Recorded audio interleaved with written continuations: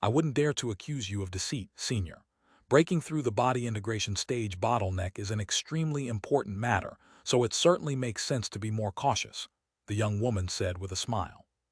Back when I broke through my body integration stage bottleneck, I also found an extremely secluded place to make my breakthrough, so it looks like we have something in common with our thought processes, fellow Taoist Han, the elderly man chuckled. Han Li merely smiled in response. After that, the three of them moved on to some more casual topics of conversation. Han Li had explored multiple continents in the past several centuries, so he naturally had a vast wealth of knowledge and experience. As for these two guests, one of them was the leader of a true spirit family, while the other was a veteran body integration stage cultivator, so they had naturally seen and experienced a lot themselves. Thus, the three of them were having quite pleasant conversation, and the elderly man and young woman both felt as if their horizons were being significantly broadened. Fellow Taoist Han, you seem to know a lot about foreign races, and much of this information isn't recorded in the tomes of our human race. Could it be that you've traveled to other continents in the past? The elderly man couldn't help but ask. You have a sharp, discerning eye, fellow Taoist Chi. I did indeed just return from the primordial world, and I also traveled to other continents during my journey as well, Han Li replied in a truthful manner. Both the elderly man and young woman drew sharp breaths upon hearing this. Fairy Zio Feng was silent for a moment before speaking again. It's no wonder that I've never heard you despite your powers. It makes sense that you've been traveling elsewhere and have only just returned to our human race. However, I heard from Elder Gu Yun that you had mentioned the true spirit families, the Yi family and Long family to him. That reminds me of something, but I'm not sure if I should disclose it. Oh, what is it? Go right ahead, fellow Taoist, Han Li prompted.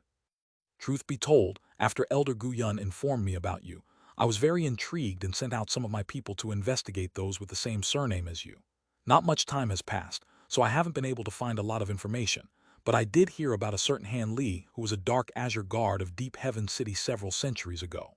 Would that be you, Senior? Fairy Zio Feng said in a slightly timid manner. The elderly man was quite surprised to hear this.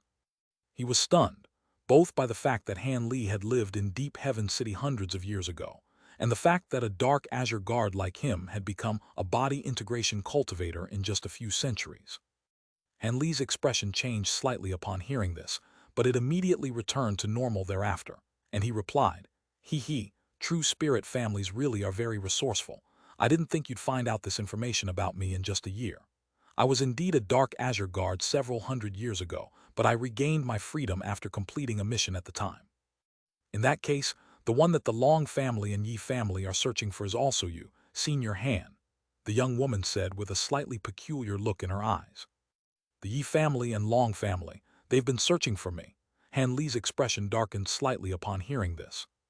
The Yi family once searched for you for over 100 years, but gave up after that. However, the Long family still hasn't withdrawn their official search order. During these past years, the Yi family and Long family have been on very bad terms with one another. Their relationship isn't bad enough to lead to full-blown conflict, but they're often standing against one another, and this deterioration in their relationship seemed to have begun right around when they began to search for you, the young woman said in a meaningful manner. Han Li's brows furrowed slightly, but he didn't offer any reply and fell silent in contemplation. You were once a dark azure guard of Deep Heaven City, fellow Taoist. That's rather surprising to me, but this is a good thing. I can cut straight to the chase and won't have to go around in circles now. I'm sure you've already guessed the reason for my visit, right, fellow Taoist Han? The elderly man said after clearing his throat. Could you be here to invite me to join Deep Heaven City again? Han Li asked as he raised an eyebrow. Indeed, I'm here on behalf of the panel of elders to officially invite you to join our city. With your body integration stage cultivation base, you'll immediately become a member of the panel of elders if you decide to join our city. As for the benefits you'll receive, you've stayed in Deep Heaven City before, so I'm sure you'll be aware of those, and I won't waste any time by listing them, Qi Zubing said in a serious manner. Well, a contemplative look appeared on Han Li's face, and he didn't immediately agree or refuse. The young woman's expression stirred slightly upon seeing this, and she also made her case. Seeing as Senior Qi has opened up this topic for discussion, then I'll weigh in on the matter as well. As the leader of the Gu family, I'm naturally also here to try and recruit you to join our Gu family as our guest Grand Elder. Not only will we make sure to offer you satisfactory conditions, our Gu family won't restrict you in any way unless our family is in grave danger. Her conditions seem to be even more alluring. The elderly man's expression darkened upon hearing this, but he couldn't do anything to stop her. She may have only been a spatial tempering cultivator, but her status as a leader of a true spirit family made her a force to be reckoned with even in the eyes of a body integration cultivator. After a brief pause, the elderly man continued, "There is currently a severe shortage of body integration cultivators within our human and demon races. Aside from this city, I'm sure there's nowhere else in the 3 regions and 7 territories that's inhabited by so many body integration stage beings at once. Members of our city's panel of elders will be able to regularly exchange cultivation experiences, and I'm sure that would greatly benefit your cultivation if you were to join us. Also, our panel of elders will often join forces to hunt for some powerful ancient beasts in the primordial world. These are conditions that can't be offered by any other pleas, so please consider my offer carefully, fellow Taoist. This is truly a sincere offer for you to join our city." And Li's expression changed slightly upon hearing this, as if he really had been tempted. Our Gu family only has one body integration stage Grand Elder, but as one of the true spirit families, we have some unique secret techniques for the utilization of true spirit blood. I heard that, when you broke through your body integration stage bottleneck, you summoned a giant mountain ape projection. According to my knowledge, none of the true spirit families have inherited the bloodline of the giant mountain ape, so I can only assume that you obtained this true spirit bloodline outside of the human race. If you're willing to join our Gu family, I will pass on the method to refine and utilize true spirit blood to you. Also, if you wish to found another true spirit family yourself 10,000 years from now, our Gu family definitely won't oppose you. On the contrary, we'll support you with all our power. The young woman was also laying down the most attractive conditions she had to offer. The elderly man was quite stunned to hear that Han Li possessed a true spirit bloodline, and his expression completely changed upon hearing the conditions offered by the young woman. A new true spirit family. Han Li was also quite surprised to hear this. Indeed, with your powers in the true spirit bloodline you inherited, our Gu family wouldn't dare to restrict you as our guest Grand Elder forever. As long as you're willing to undertake the role of guest Grand Elder in our Gu family for 10,000 years, we'll offer you our wholehearted support if you decide to found another true spirit family after that. Otherwise, even with your powers, you'll definitely encounter a lot of opposition if you try to found a true spirit family on your own. After all, none of the true spirit families would wish to see a new competitor arise among them, the young woman said with a smile. Han Li stroked his chin and fell silent upon hearing this. A wry smile appeared on Qi Zubing's face. Han Li hadn't yet offered a response, but even if he were to join a certain power, it definitely wouldn't be here in Deep Heaven City. In contrast, Fairy Zio Feng appeared to be quite calm and collected, but she was also feeling rather uneasy as she didn't know if these conditions would be attractive to Han Li. After all, many high-grade cultivators were interested in establishing their own major family or power, but there were also many who were only interested in cultivation and didn't want to have ties with any entity, even as just a guest. Otherwise, it wouldn't have been so difficult for Deep Heaven City to source new body integration cultivators to replace the ones they had lost. After a long pause, Han Li suddenly said something that caught both Qi Zubing and Fairy Zio Feng off guard. "I heard that the heavenly spirit sovereign among the 3 sovereigns passed away not long ago, and that a new spirit sovereign will be chosen in about 100 years. Is that true?" "That is indeed true. A body integration stage fellow Taoist will be chosen to become the new spirit sovereign in a tournament to be held 100 years from now. Are you interested in that, fellow Taoist Han?" the elderly man asked with a peculiar look on his face. "Do you think I don't have what it takes to enter the tournament?" Han Li asked with a nonchalant smile. All human cultivators at or above the body integration stage have the right to enter this tournament, but almost all of the 3 sovereigns of the past have been cultivators at the pinnacle of the body integration stage, and the only rare exceptions are mid-body integration cultivators with unfathomable abilities. According to my knowledge, there has never been an early body integration cultivator who has managed to take on that role ever since the human race established itself in the spirit realm, the elderly man said with a wry smile. "You do indeed possess a true spirit bloodline, which will grant you immense powers, but it's most likely still too early to be going after the position of spirit sovereign.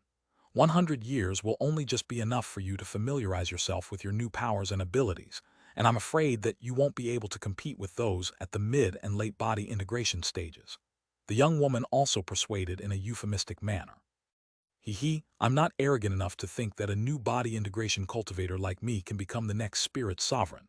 However, I'm sure many other body integration cultivators will be participating in the tournament. I only want the opportunity to acquaint myself with and communicate with these fellow Taoists.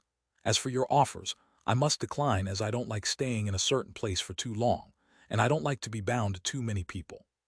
However, I'm quite interested in the refinement and utilization method of true spirit bloodlines of your Gu family. Would you be willing to pass on this secret technique to me for any treasures or cultivation arts? Han Li asked. The young woman was completely stumped by the direction this conversation had suddenly taken. Han Li hadn't agreed to join their Gu family, yet he still wanted to obtain their most valuable true spirit bloodline refinement technique, rendering her completely speechless. Her expression changed several times before she finally managed to force a smile onto her face, and she replied, I'm afraid I won't be able to agree to that, Senior Han. The bloodline techniques of our Gu family can't be passed on to outsiders, not even in exchange for treasures or cultivation arts. Of course, that all changes if you accept my initial offer. Han Li wasn't surprised nor offended by her refusal, and he said in a calm manner, in that case, our discussion can end here. I won't be joining the Gu family, nor any other powers. It looks like both of you will have to return empty-handed. The young woman could only heave a faint sigh before falling silent, and Qi Yubing's brows were also tightly furrowed as he sat in silence. After that, the three of them discussed some cultivation experiences, and the awkward atmosphere was gradually alleviated. Several hours later, the two of them decided to take their leave. Han Li naturally asked them to stay out of politeness, but the two insisted on departing, so he could only accompany them out of his cave abode. Not long after that, two streaks of light emerged from the sea of mist before receding as the elderly man and young woman reappeared. Looks like we've both made fruitless trips, Senior Qi. I'll be going straight back to the Gu family. Will you also be returning to Deep Heaven City? The young woman asked with a smile. I won't be returning to Deep Heaven City for now. I heard that there's also a new body integration cultivator in the Xuanwu region. Apparently, he's already accepted the Tyrant Sovereign's invitation, but I still want to pay him a visit just in case, the elderly man replied after a brief pause. In that case, I'll be taking my leave. The young woman nodded before extending a slight curtsy. Spiritual light then flashed from her body, and she flew away as a streak of silver light. In the blink of an eye, the silver light had vanished into the distance. The elderly man remained on the spot and looked in the direction that the young woman had disappeared in for a long while before finally heaving a faint sigh. He raised a hand to summon a green flying canoe, then flew onto it before making a hand seal, upon which the canoe flew away as a ball of green light. Thus, the area was suddenly empty and quiet again. However, around an hour later, the silver streak of light suddenly reappeared before stopping once again at the edge of the sea of mist. The light receded, and the young woman was revealed. She wore a calm expression and said something into the sea of mist, following which a path was opened up before her once more. She immediately flew into the sea of mist, and the path was gradually closed. Around 4 hours later, the path reappeared in the sea of the mist, and the silver streak of light flew away again. Meanwhile, Han Li was seated in the hall of his cave abode, holding a silver jade badge in his hand. He was stroking the badge with his finger absent-mindedly with a contemplative look on his face. The jade badge was shimmering with silver light, and on one side of the badge was the character, Gu, while the other side of the badge held the image of a three-headed beast. The beast had the body of a horse that was covered with crimson scales, and one of its heads was that of a unicorn.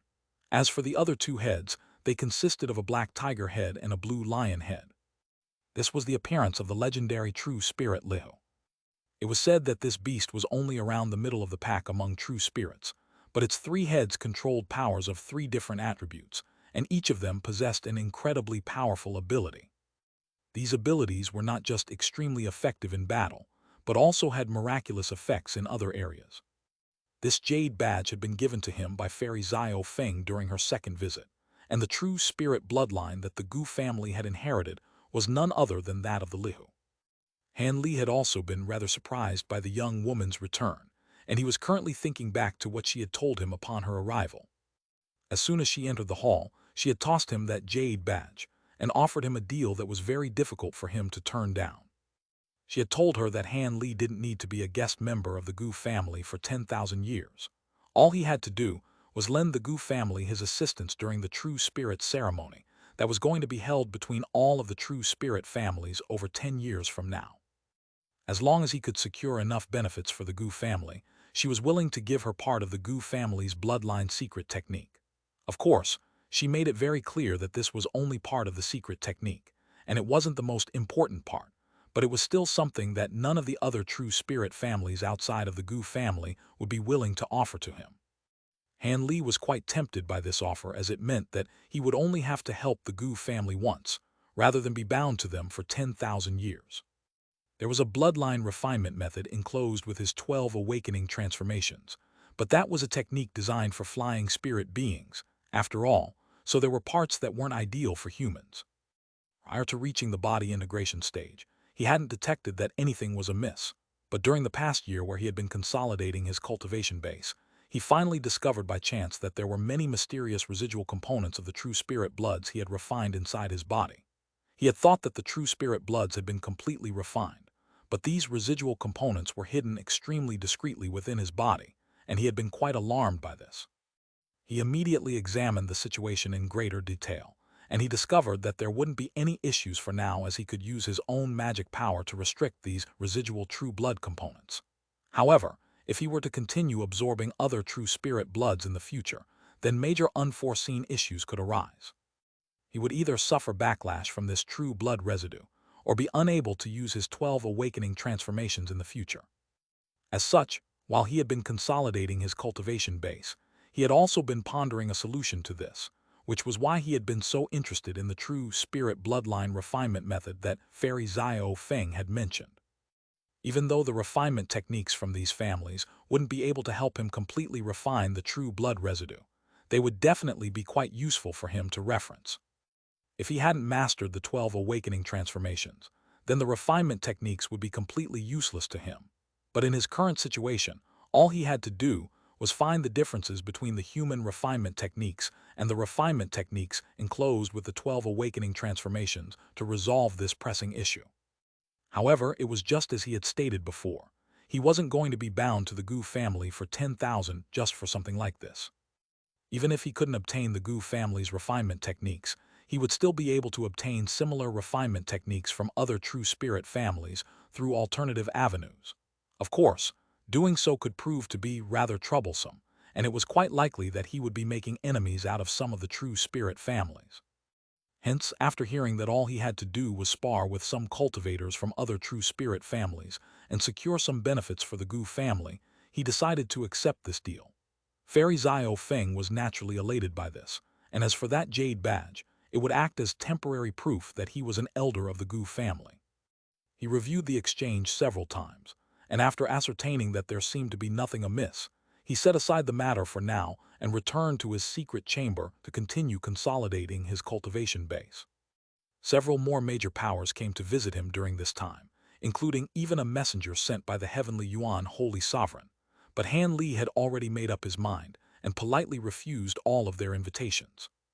Thus, several years passed by in the blink of an eye, and one day, 3 years later, Han Li emerged from his secret chamber before departing from his cave abode as a streak of azure light. During this short period of seclusion, he had already completely mastered his own physical body and magic power, so it was naturally time for him to do some of the things that he had wanted to do. His first destination was naturally Deep Heaven City, which was the closest to him. He had a smooth journey, and after 2 months he appeared in the air above the city walls of Deep Heaven City, then paused momentarily before flying toward a certain direction.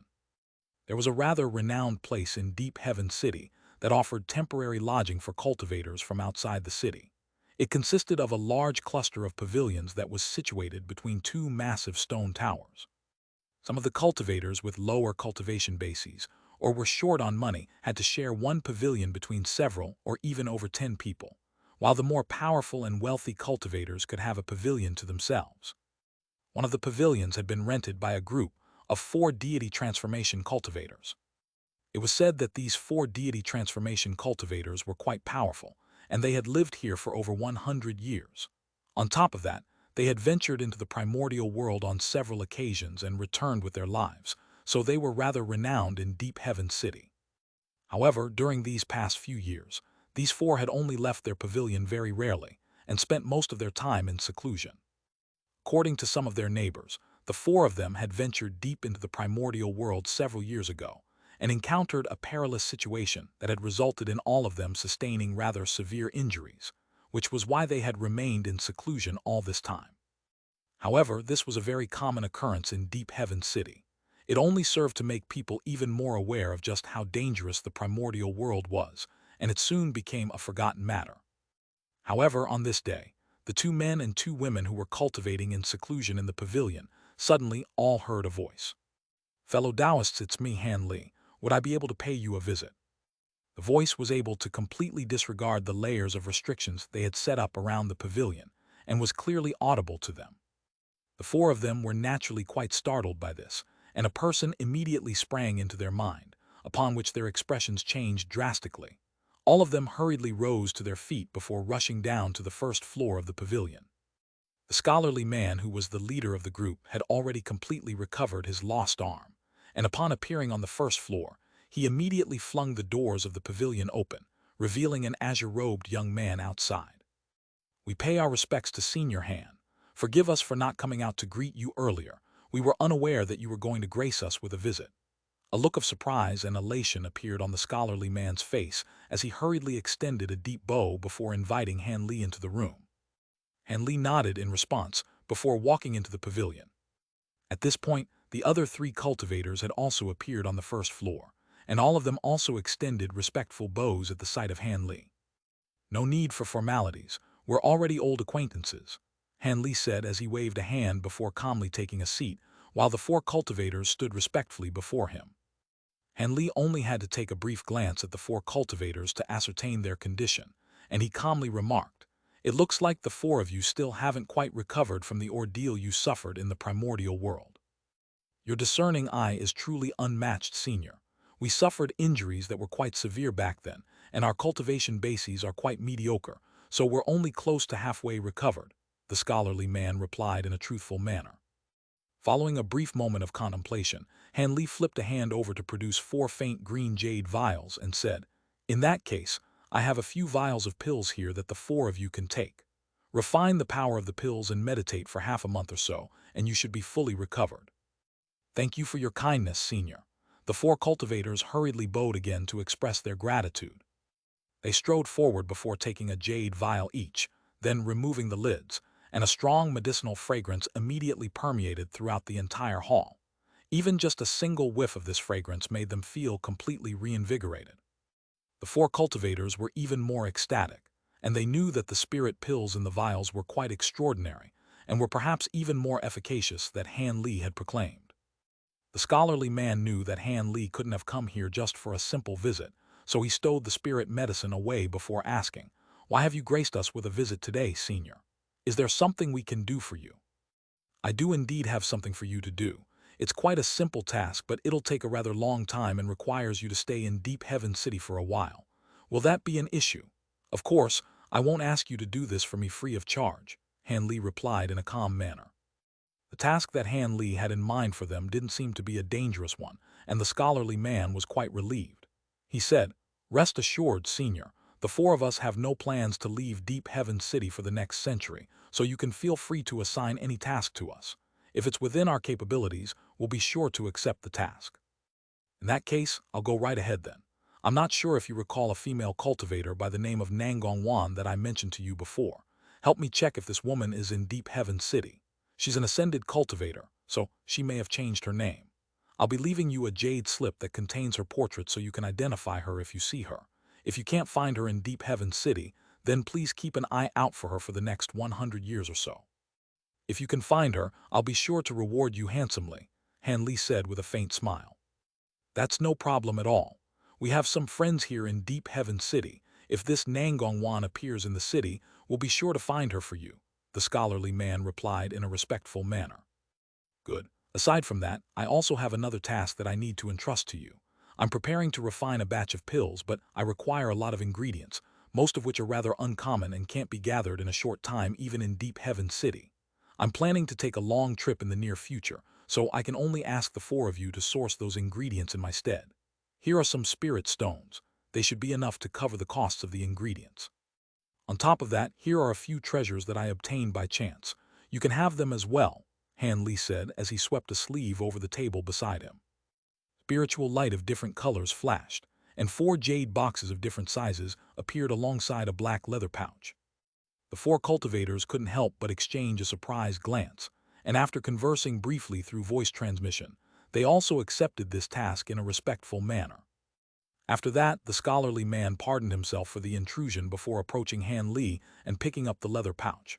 He then swept his spiritual sense into it, upon which his expression changed drastically. The other 3 cultivators faltered slightly upon seeing this before turning to Han Li with bewilderment in their eyes, but Han Li's expression remained unchanged, as if he hadn't seen their reactions.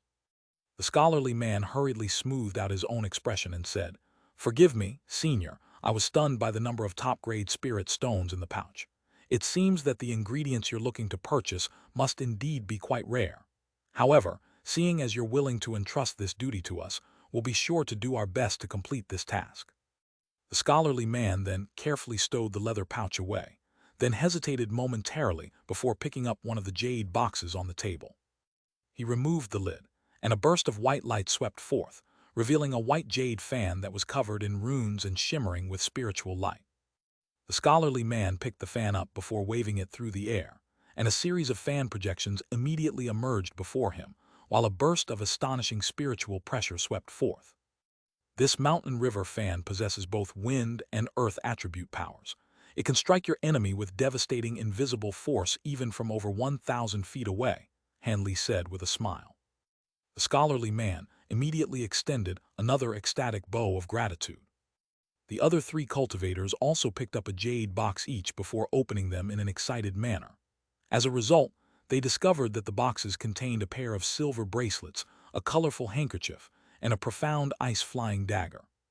These 4 treasures were all useless to Han Li, but to these 4 deity transformation cultivators, these were treasures that they could only dream of, and all of them eagerly expressed their gratitude.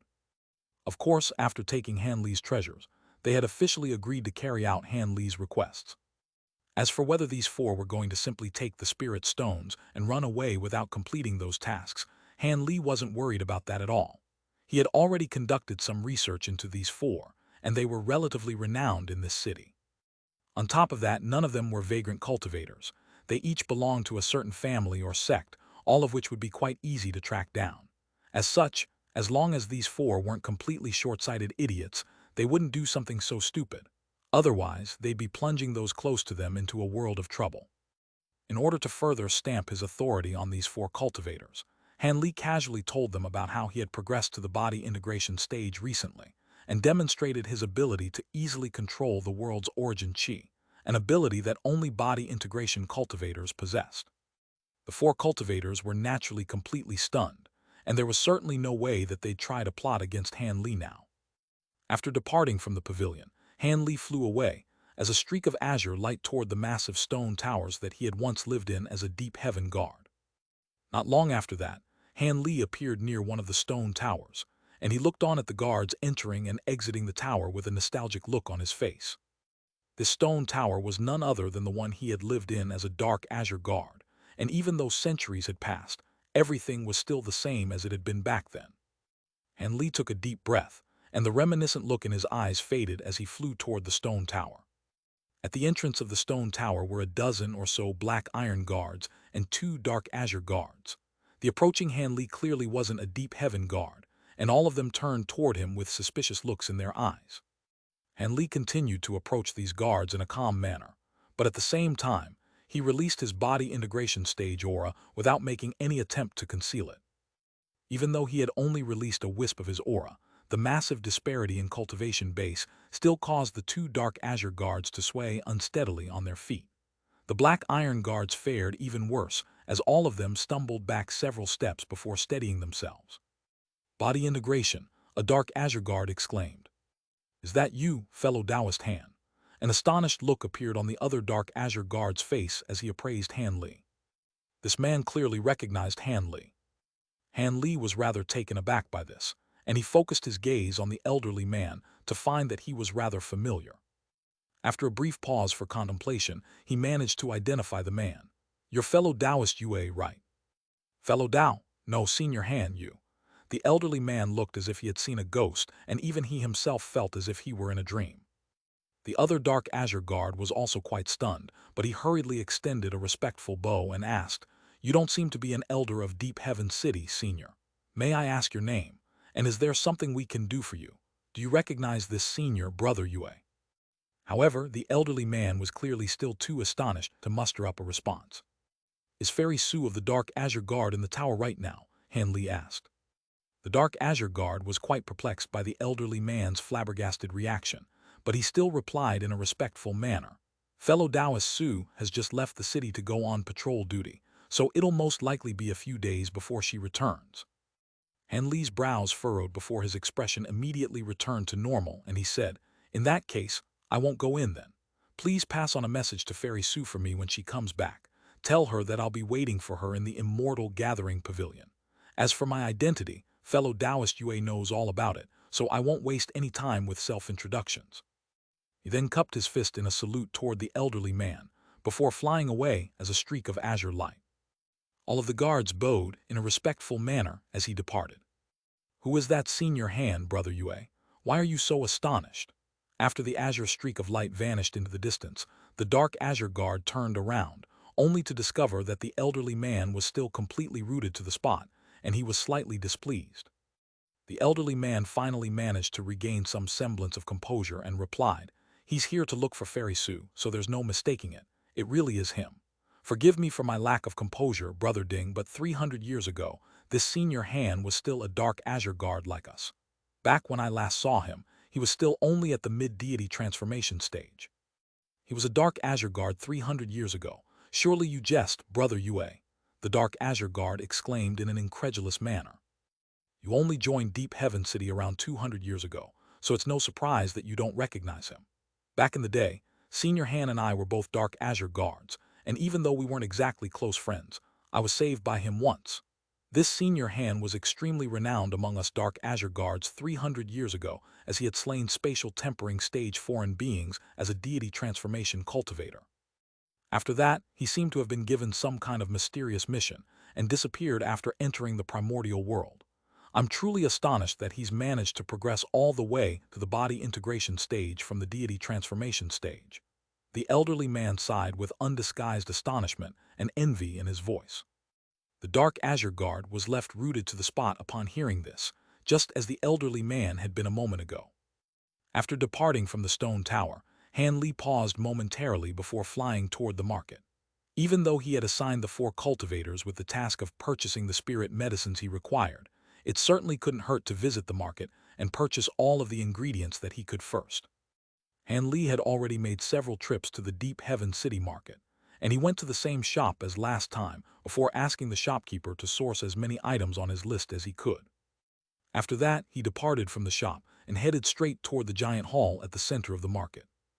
There were people helping him on human territory, so he didn't have to concern himself with the matters here, but it was quite likely that there were going to be ingredients that he needed on demon territory as well. Thus, he decided to take a trip there to see if he could reap any rewards. However, he was forced to visit the market on his own just to purchase some materials and ingredients, and that was one of the downsides of not being a part of a major power.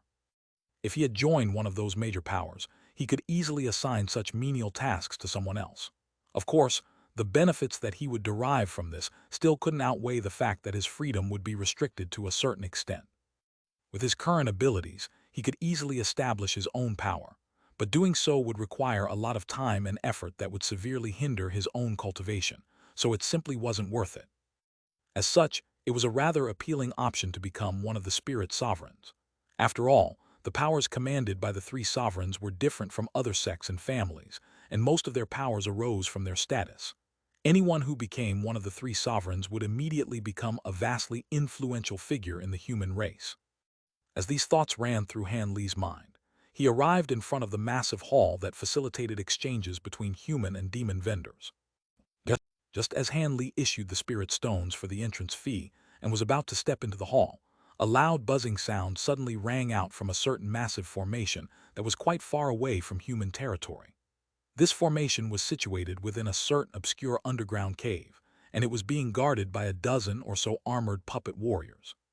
All of a sudden, spiritual light of different colors began to flash from the formation, and red light immediately flashed from the eyes of the previously stationary puppets as they slowly pointed their giant blades toward the formation.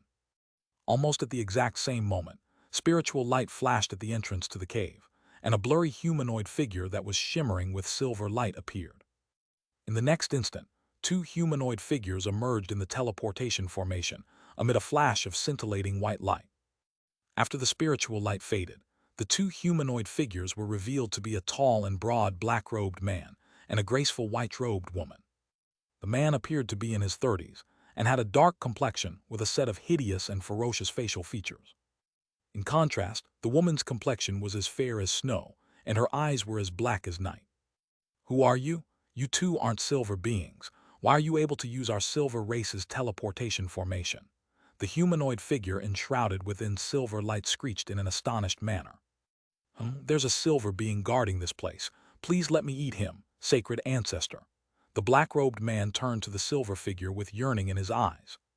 "That silver being is no less powerful than you. You might chip a tooth if you try to eat him," the white-robed woman said in a calm manner. A mere holy-grade silver being won't be able to do anything in your presence, sacred ancestor," the black-robed man said with a fawning smile. "How dare you?" The silver figure could naturally tell from their conversation that these were enemies, and he immediately let loose a screech of fury.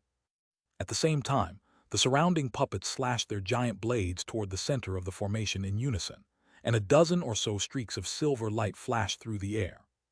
"What a pitiful attack!" The black-robed man chuckled coldly before sweeping a sleeve through the air to conjure up a black light barrier. A string of loud explosions rang out in rapid succession, and all of the streaks of silver light exploded in a flash upon striking the black light as if they had struck an impregnable fortress. The black-robed man then did something that made the silver being even more astonished. He opened his mouth to expel a swath of black light, which swept up all of the silver light and drew it into his mouth. A huge black shadow then abruptly appeared behind the man before lashing out, and a string of resounding booms rang out once again. All of the surroundings puppets were pulverized by the sweeping black shadow without being able to offer any resistance. The silver being was quite alarmed to see this, and he hurriedly focused his gaze on the black shadow, upon which he discovered that it was a massive black tail that was covered in thick and heavy scales. The tail was over 100 feet in length and coiled around the man several times. Right at this moment, the black-robed man chuckled in a sinister manner, and black light flashed from his body, upon which an enormous holy-grade aura erupted forth. The silver figure was stunned by his power.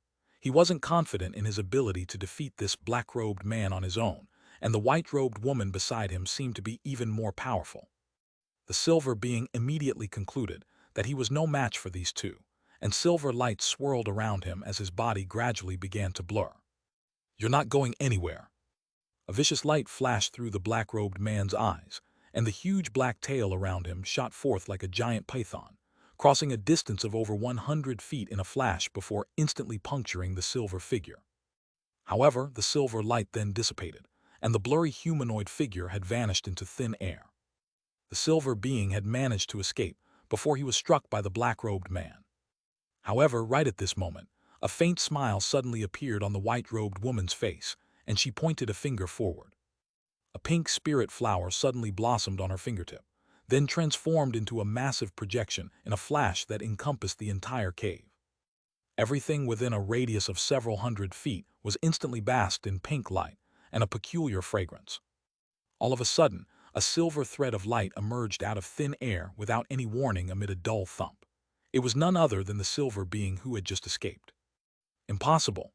The silver being yelled in shock and horror, and spiritual light flashed from his body as he attempted to escape again. The white-robed woman's brows furrowed slightly upon seeing this, and in the next instant, spatial fluctuations erupted from beneath the silver figure's feet, following which a massive pink flower silently emerged. The silver figure's body tightened, and he was completely immobilized. Letter 1D4 1F, letter 1D5 6 3, letter 1D5 F2, letter 1D5 5 6, letter 1D5 6 8, letter 1D5 F2. Letter 1D5F0, letter 1D698, letter 1D426. His face was instantly drained of all color as the black-robed man burst into raucous laughter. Black chi suddenly began to swirl around his body, and he pounced directly toward the silver being. Within the black chi, a massive mouth that was around 10 feet in size spread open, and the overwhelming stench of blood and gore wafted forth from within. The white-robed woman seemed to have lost interest in all of this, and she withdrew her gaze while summoning another pink spirit flower in her hand. She brought the flower to her nose before taking a slight whiff, and a hint of sorrow appeared in her eyes. Meanwhile, the black chi that the black-robed man had transformed into had already completely enshrouded the silver being, and blood-curdling cries could be heard.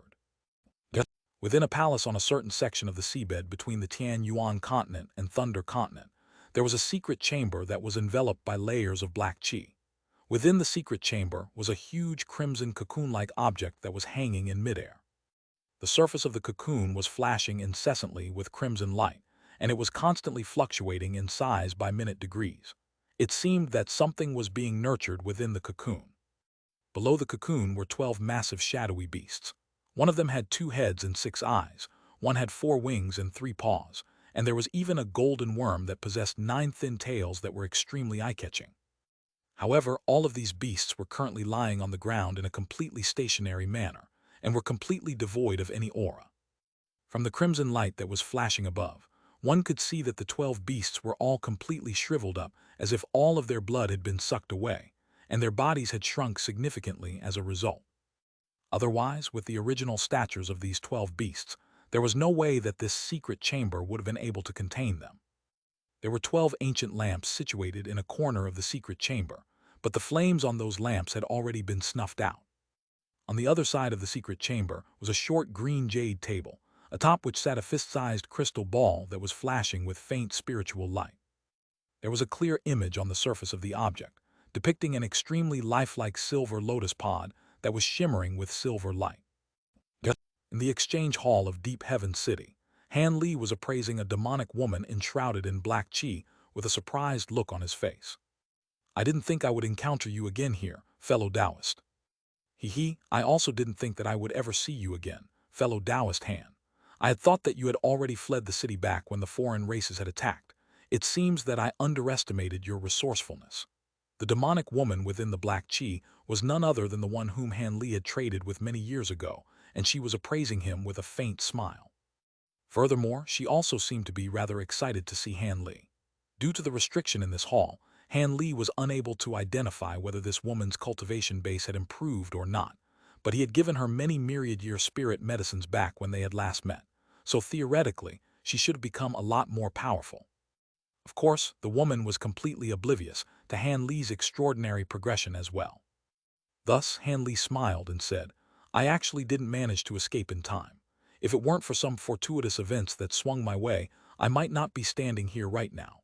I had thought that you would go into seclusion and cultivate for a long time after you obtained that batch of myriad-year spirit medicines from me.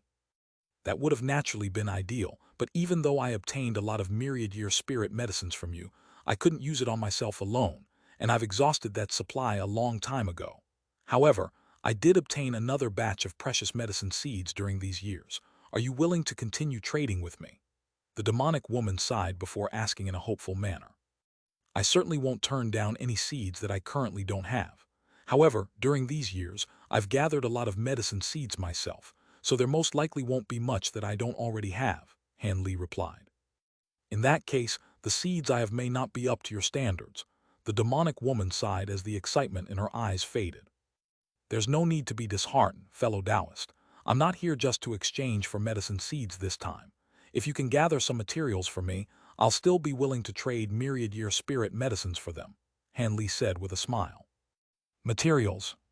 That's right. I have a list here. Please track down as many items on the list as you can from your demon territory," Han Li said as he swept a sleeve through the air to toss her a white jade slip. A fair white hand emerged from within the black chi to catch the jade slip. After briefly injecting her spiritual sense into the jade slip, she immediately exclaimed, "A lot of these materials are spirit bones and inner cores of us demonic beings. You sure are quite bold to request for such things, fellow Taoist. Are you planning to refine some treasures?" "I am indeed planning to refine a few treasures. As for spirit bones and inner cores, aren't demonic beings like yourself often sourcing them as well? Hanley countered. HMPH, that may be true, but even if we have to use spirit bones and inner cores to refine something, we make sure to use materials from other races and never turn on members of our own race. In contrast, such requests from a human like you are considered to be quite taboo in our demon race. The woman harumphed coldly. If you ask me, it doesn't seem like you care too much about this. Otherwise, you wouldn't be telling me all this, Hanley chuckled in a nonchalant manner. The woman hesitated momentarily upon hearing this before replying. It doesn't matter to me as long as you don't request any materials secured from beings of our race. However, even in our demon territory, the items you've listed in your Jade slip are very rare. As such, I'll only be able to gather most of the items on the list, and they'll all be quite expensive. That's all right, as long as the items are to my liking. I'll definitely offer you satisfactory myriad-year spirit medicines as compensation, Hanley replied in an elated manner. All right, that's all I needed to hear. However, it won't be very convenient for me to take these items to Deep Heaven City to trade with you. If you're really interested, then let's trade on the Myriad Treasure Convention to be held several years from now. That's a large exchange convention that's held by our human and demon races once every 1,000 years, and the venue for this edition of the convention has already been decided. It'll be held on the 9 Immortals Mountain between the Xuanwu region and the Heavenly Fox territory, the woman said. The Myriad Treasure Convention. I have heard about this. In that case, it looks like I'll be attending this convention in a few years. Hanley contemplated this offer momentarily before nodding in response. All right, then it's decided. I'll bring out the spirit medicine seeds I have, and you can see if any of them catch your eye. After that, we can exchange items that we can use to identify one another so we don't have to waste time searching for each other during the convention. The woman smiled, and a hint of seduction had crept into her gentle and pleasant voice. Hanley had no objection to this and agreed to that arrangement. After a while, Hanley emerged from the hall with a faint smile on his face. This trip to the market had reaped him many unexpected rewards. The materials on the list enclosed in that Jade slip that Hanley had given to that woman weren't just for pill and tool refinement. Many of them were items he required to refine the high Zenith Azure Mountain. The refinement of this mountain was going to be far more troublesome than that of the extreme Essence-effused mountain. Not only did it require far more materials, many of those materials were extremely rare and difficult to find in the spirit realm. Thankfully, there were many other substitute materials listed in the refinement method, and many of these materials were spirit bones and demon cores. There naturally weren't many materials of this nature to be found on human territory, so he didn't even bother giving this list to the 4 cultivators. However, after encountering that demonic woman in the hall, he naturally decided to give her a list of those materials. The demon race wasn't all that powerful, but it encompassed countless types of different beasts, and it had existed in the spirit realm for so many years, so they had to have a massive supply of materials such as spirit bones and inner cores. If that woman could source most of those materials for him, she would be doing him a huge favor. If he were lucky, perhaps he would be able to track down even more of those materials during that Myriad Treasure Convention. As for the rest, he would just have to slowly search for them over time. With that in mind, Hanley returned to the first shop that he had visited in an unhurried manner. The shopkeeper had already prepared a storage bracelet and was respectfully awaiting his return. Hanley took the storage bracelet and briefly examined its contents, upon which his brows furrowed slightly. As he had expected, there weren't many materials in the storage bracelet. It seemed that he would have to rely quite heavily on the 4 cultivators to gather the rest of what he needed. After issuing the spirit stones for the materials, Hanley departed from the shop and didn't go anywhere else. Instead, he rose up into the air as a streak of azure light and headed straight for the Immortal Gathering Pavilion, which was a place that was designated for high-grade cultivators to stay in Deep Heaven City. Even though it was referred to as a pavilion, the Immortal Gathering Pavilion was actually a cluster of a dozen or so pavilions. Each pavilion was 13 levels tall, and all of them had been extremely intricately crafted. Every one of them was separated by over 10,000 feet, and there were formations and restrictions that isolated them from one another. Not only was this place extremely expensive to live in, one didn't even have the right to live here unless they were at the spatial tempering stage or above. Of course, this immortal gather pavilion mostly provided lodging for spatial tempering cultivators. There had been body integration cultivators who had lived here before, but they were extremely rare, and perhaps only one or two of them would turn up every several hundred years. Thus, Han Li made no effort to conceal his body integration stage aura, and directly revealed it to the owner of the Immortal Gathering Pavilion. The deity transformation stage owner was naturally given a massive fright, and immediately chose the pavilion in the best location for Han Li, and also sent the most beautiful servants to his pavilion. Han Li wasn't planning to stay here for too long anyway, so he accepted these arrangements. After asking the servants to clean up the pavilion, he went to the top floor and began to meditate. The next morning, Han Li was meditating atop a futon when he suddenly opened his eyes and murmured to himself, "Looks like someone decided to come after all." However, this aura is a little unfamiliar, and it's mid-body integration cultivator, so it looks like it's not Elder Chi from last time. This was rather surprising to him, and moments later, the sound of gentle footsteps rang out from downstairs, following which the nervous voice of one of the servants sounded from down below. "Esteemed senior, Buddhist monk Jin Yue of our city has come to visit." Han Li's heart stirred slightly upon hearing this name, and he replied, "All right, I'll come down right away." He wasn't overly familiar with the other elders of Deep Heaven City, but this Buddhist monk Jin Yue was one of the two ascended body integration cultivators of Deep Heaven City, and Han Li had heard much about him. However, it was said that this elder was constantly in seclusion within a secret area of the city, and almost no one ever got a chance to see him aside from members of the panel of elders. It was no wonder that the servants of the pavilion were so nervous now that such an important figure had suddenly come to visit.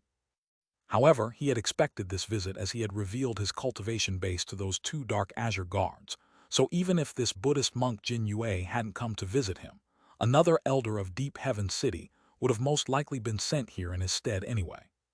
With that in mind, Han Li made a hand seal, and spiritual light flashed around him, following which his body suddenly became blurry and indistinct. In the hall on the first floor of the pavilion, there was a monk with a golden cassia draped over his body, inspecting a piece of antique artwork hanging on the wall. There were several beautiful servants beside him who wore extremely excited expressions, and all of a sudden, the monk abruptly turned toward an empty corner of the hall. In the next instant, azure light flashed in that corner, and a humanoid figure appeared. It was none other than Han Li. "I hope you don't mind my unannounced visit, fellow Taoist Han," the monk said as he extended a salute toward Han Li. "Not at all. I've heard much about you, esteemed Buddhist monk."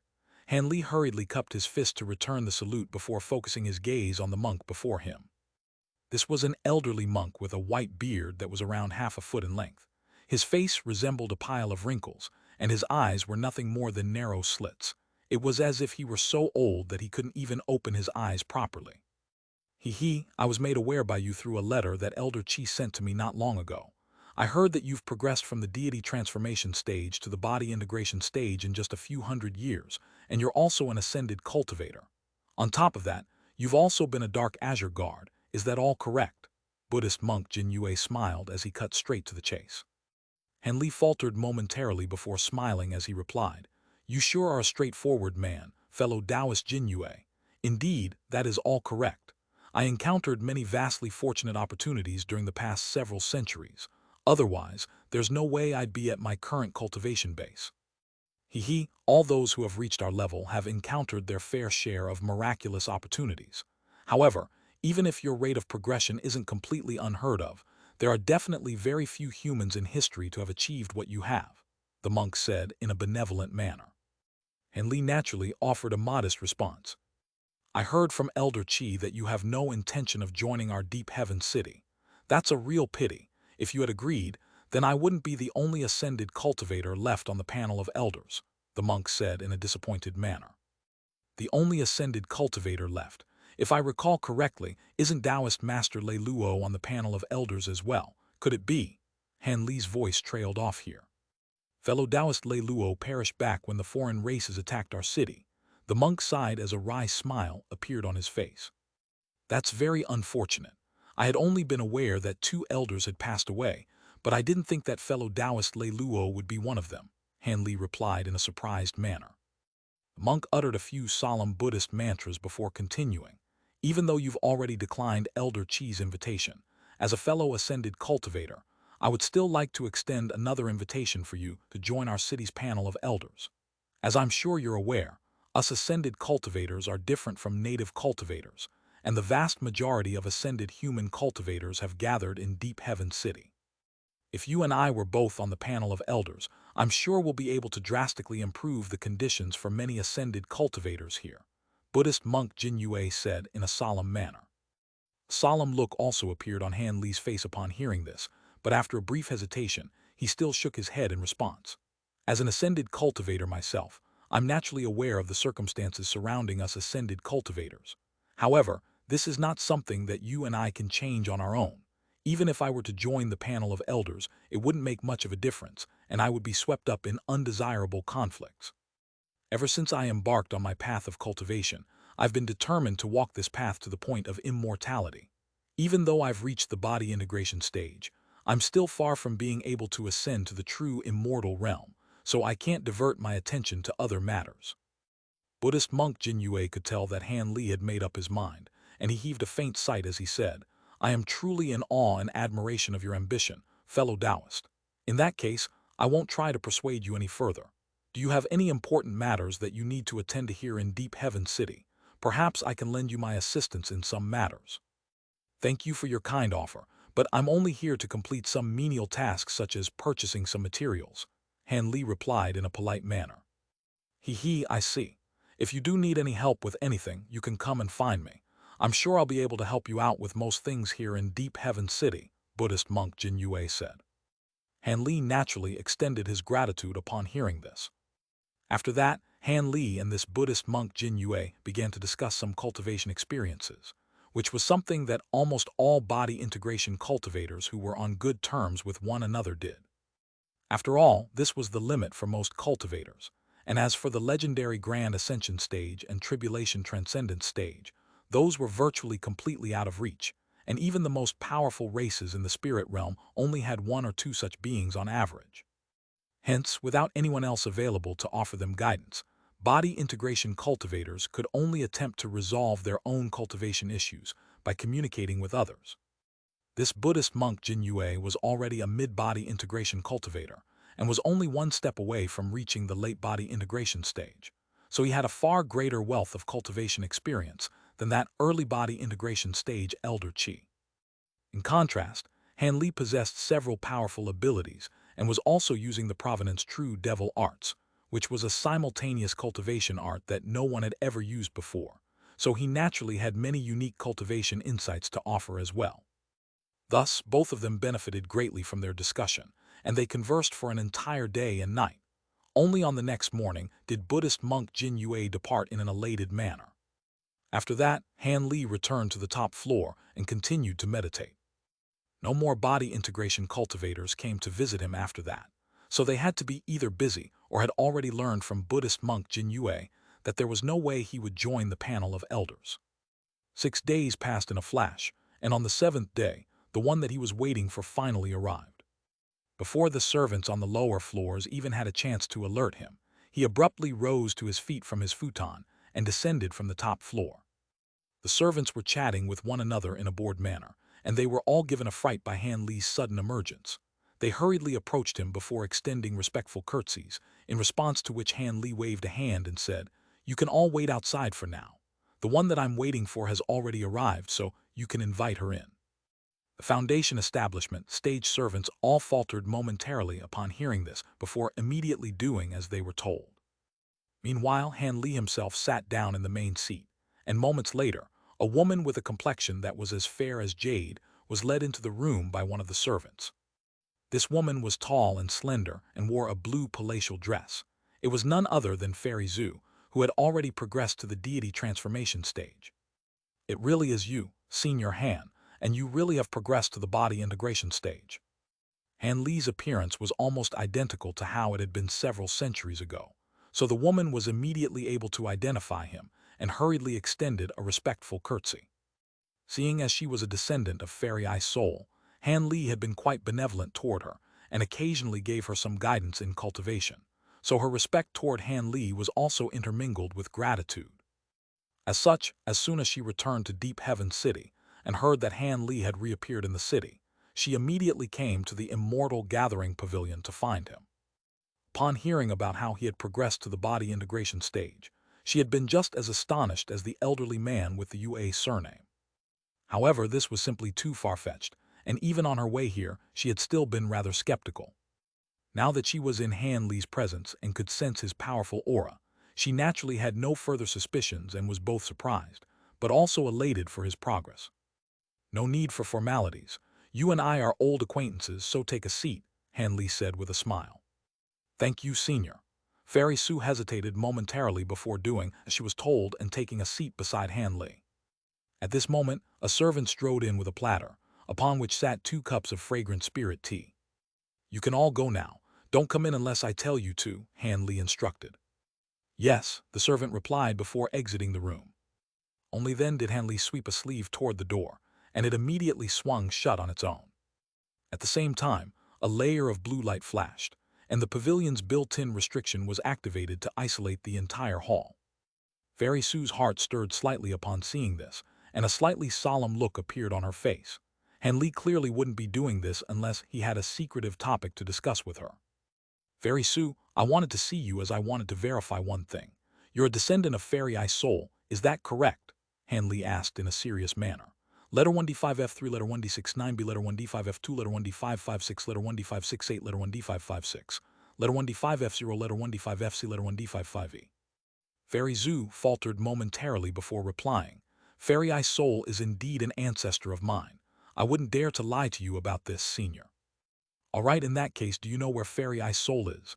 I would like to meet her," Han Li said in a slow voice. "You want to meet her?" Fairy Su was slightly stumped by this request. "Do you not know where she is either?" Han Li asked with furrowed brows.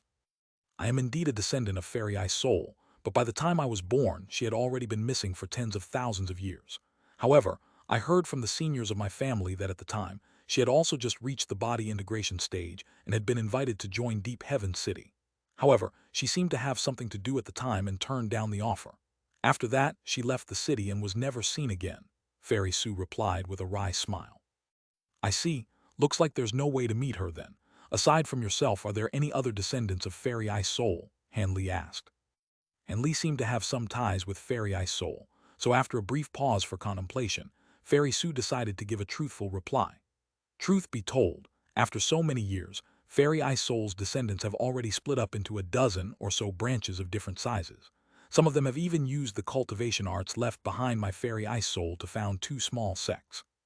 However, from a bloodline perspective, our Su family is definitely the most direct lineal descendant branch of Fairy Eye Soul. Even our surname is the same as Fairy Eye Soul, S. Who is the current leader of your Su family? Is it you, fellow Taoist?" Han Li asked with a smile. "Surely you jest, Senior. Our Su family may not be one of the legendary true spirit families, but we're still quite a renowned family in this region. The current leader of the family is my father, and there are also a few important seniors in our family as well," Fairy Su replied after a brief hesitation. Han Li stroked his chin with a smile before asking, "In that case, you wouldn't mind if I paid your father a visit, would you?" The woman was quite taken aback to hear this, and she said in a hesitant manner, "It would naturally be an honor for our Su family to be graced with your esteemed presence, but would you be able to reveal the reason behind this, Senior Han?" There's no need for you to worry. I was simply given a request to deliver an item to Fairy Eye Soul or one of her direct lineal descendants. Seeing as your Su family is the most direct lineal branch of Fairy Eye Soul's bloodline, then I'll just deliver this item to your father," Han Li explained in a truthful manner. "I see. Would you be able to tell me who is asking for this item to be delivered? Would it happen to be someone I know of?" Fairy Su asked in a rather surprised manner. I'm pretty sure you wouldn't know this person. As for whether anyone else in your Su family knows of him, that's not something that I'm aware of," Han Li replied with a shake of his head. A hesitant look appeared on Fairy Su's face upon hearing this, and only after a long while did she finally make a decision. "In that case, allow me to accompany you back to our Su family. I just returned from a patrol mission, so I have a 6-month break. Our Su family is in the Tian Yuan region, so the teleportation formations in the city should be able to take us there." It would naturally be best if you could accompany me in person, Fairy Su," Han Li said with a smile. All right, then allow me to return to my cave abode to prepare for the trip. If it's all right with you, we can leave in 2 days. Fairy Sue rose to her feet as she spoke. I don't have to make any preparations, so I can go at any time. Departing in 2 days will be fine for me as well. Han Li agreed with a nod after a brief pause for contemplation. Seeing as you have no objections, I'll be sure to meet you at the center of the city at the agreed time. Also, my real name is Su Qianyu, and you can refer to me as such, Senior. I wouldn't dare to refer to myself as Fairy in your presence, Su Qianyu said as she lowered her head in a respectful manner. Han Li faltered slightly upon hearing this before shaking his head with a smile. Ha, there's no need to be so subdued, fellow Taoist Qianyu. Not long after that, Su Qianyu took her leave and departed. Even though she had 2 days and her cave abode was quite close to Deep Heaven City, the return trip would still be quite time-consuming, so she didn't dare to delay. Han Li paid a visit to the scholarly man and the others again, and gave them another list, this time with the materials he had already purchased removed. After that, he returned to the Immortal Gathering Pavilion and didn't go anywhere else. Almost at the exact same time, there were 5 or 6 cultivators gathered within a mysterious hall, and they seemed to be discussing an extremely important and confidential matter. A white-robed elderly man with a head of silver hair sat with his brows furrowed and said, "So you're saying there's no chance at all that he'll join our Deep Heaven City?" "I've already done my best, Elder Gu. However, this fellow Taoist Han is solely dedicated to pursuing the heavenly Tao and has no intention of joining any power," an old monk in a golden cassia sighed in response. It was none other than that Buddhist monk Jin Yue. Everyone gathered here possessed very powerful auras, and they were clearly all body integration cultivators as well. These people were naturally none other than the elders of Deep Heaven City. In that case, we'll still be unable to fill our quota of 10 members on the panel of elders, which will severely compromise the power of our city. Prior to the battle against the foreign races, not long did our panel of elders have 10 members. We even had fellow Taoist Silver Light, the backup elder that no outsiders know about. In the city's current situation, once the devilish disaster strikes, we'll be in an extremely dire situation. It's not like this hasn't happened in the past, a burly man in a black leather robe said in a cold voice. It's no use. There's no way that the tyrant sovereign, holy sovereign, and the 7 demon monarchs would release any of their body integration cultivators to join Deep Heaven City. Everyone knows that the Devil Realm's arrival is inevitable, and perhaps it'll happen within the next 1,000 years. Everyone's gathering forces to try and protect themselves. After all, the last devilish tribulation only lasted just over 100 years, but during that time, almost half of all of the 3 sovereigns and 7 demon monarchs at the time perished. No one wants to suffer the same fate as them, Buddhist monk Jin Yue said in a resigned manner. Are you sure that the devil realm and the spirit realm will overlap once again within 1,000 years, fellow Taoist Jin Yue? A woman wearing a silver mask suddenly asked in a voice that was very pleasing to the ears. I'm absolutely sure that's the case. Not only have warning signs arisen on the Holy Island, Master Mo giantly took a risk and used the star disk to make a trip to the Elder Devil Realm. There, he discovered that the Elder Devils of the Devil Realm are currently mobilizing troops on a widespread basis to prepare for battle, and it's clear that they're preparing to invade our spirit realm. Unfortunately, before Senior Mo had a chance to conduct any further investigation, he was discovered by a sacred ancestor of the Devil Realm and was forced to return to the spirit realm. From the current situation, it seems extremely likely that the Devil Realm will descend upon us, perhaps in only several hundred years. Our human and demon territories, as well as the territories of the neighboring few races, all constitute one of the regions where the Devil Realm will fuse into our spirit realm, so a massive tribulation is unavoidable, Buddhist monk Jin Yue replied in a grim manner. If both the Holy Island and Master Mo have verified this, then it has to be true. In that case, the 3 sovereigns and 7 demon monarchs, as well as the other major powers, must have also received this information, so there's no way they'll be willing to replenish our panel of elders. The white-robed elderly man mused as he stroked his beard and narrowed his eyes. Indeed. At the same time, the neighboring foreign races will also be compressing their forces in anticipation for the upcoming devilish tribulation, so they definitely won't be attacking us during this time. The 3 sovereigns and 7 demon monarchs were actually first established as a countermeasure to these devilish tribulations. In reality, not only have no body integration stage elders joined our city since the attack from the foreign races, We haven't even managed to replenish many spatial tempering stage and deity transformation stage guards, and that was even after our panel of elders made a concerted recruitment effort," the masked woman said in a calm manner. "Our deep heaven city suffered extensively at the hands of the foreign races during the previous battle. If we can't replenish our members, then we'll only be able to focus on self-preservation during the upcoming devilish tribulation, instead of sending people to actively slay the invading devilish beings like we did during the last tribulation," a man with a head of hair that resembled purple flames said with furrowed brows. "There's not much we can do. These devilish tribulations are truly horrific ordeals for cultivators like us. It's a good thing that the devilish beings aren't interested in mortals without any spiritual power. They focus solely on plundering the resources of our spirit realm and slaughtering us cultivators, and they very rarely target mortals and ordinary beasts. Otherwise, our human and demon races would have most likely been wiped off the face of the spirit realm by these past devilish tribulations already," the white-robed elderly man said with a dark expression. "HMPH, that's not because those devilish beings are kind-hearted philanthropists. They're intentionally leaving the mortals behind like livestock so more cultivators like us can emerge from them, thereby giving them more targets to slaughter when they invade next. After all, the demon cores and nascent souls of cultivators like us are the best delicacies for devilish beings," Buddhist monk Jin Yue said as a cold light flashed through his eyes. "Furthermore, there are some resources that our two races can't relinquish. Otherwise, we could minimize casualties by gathering in one place and holding the fort until the devil realm separates from the spirit realm," the purple-haired man sighed in a resigned manner. "Seeing as all of the other powers have already made other arrangements in anticipation for the upcoming devilish tribulation, we won't be able to force them to do anything. All we can do is protect Deep Heaven City as best as we can. From this day forth, let's withdraw the restrictions between this city and the neighboring cities, so we can transfer the nearby normal people into Deep Heaven City en masse.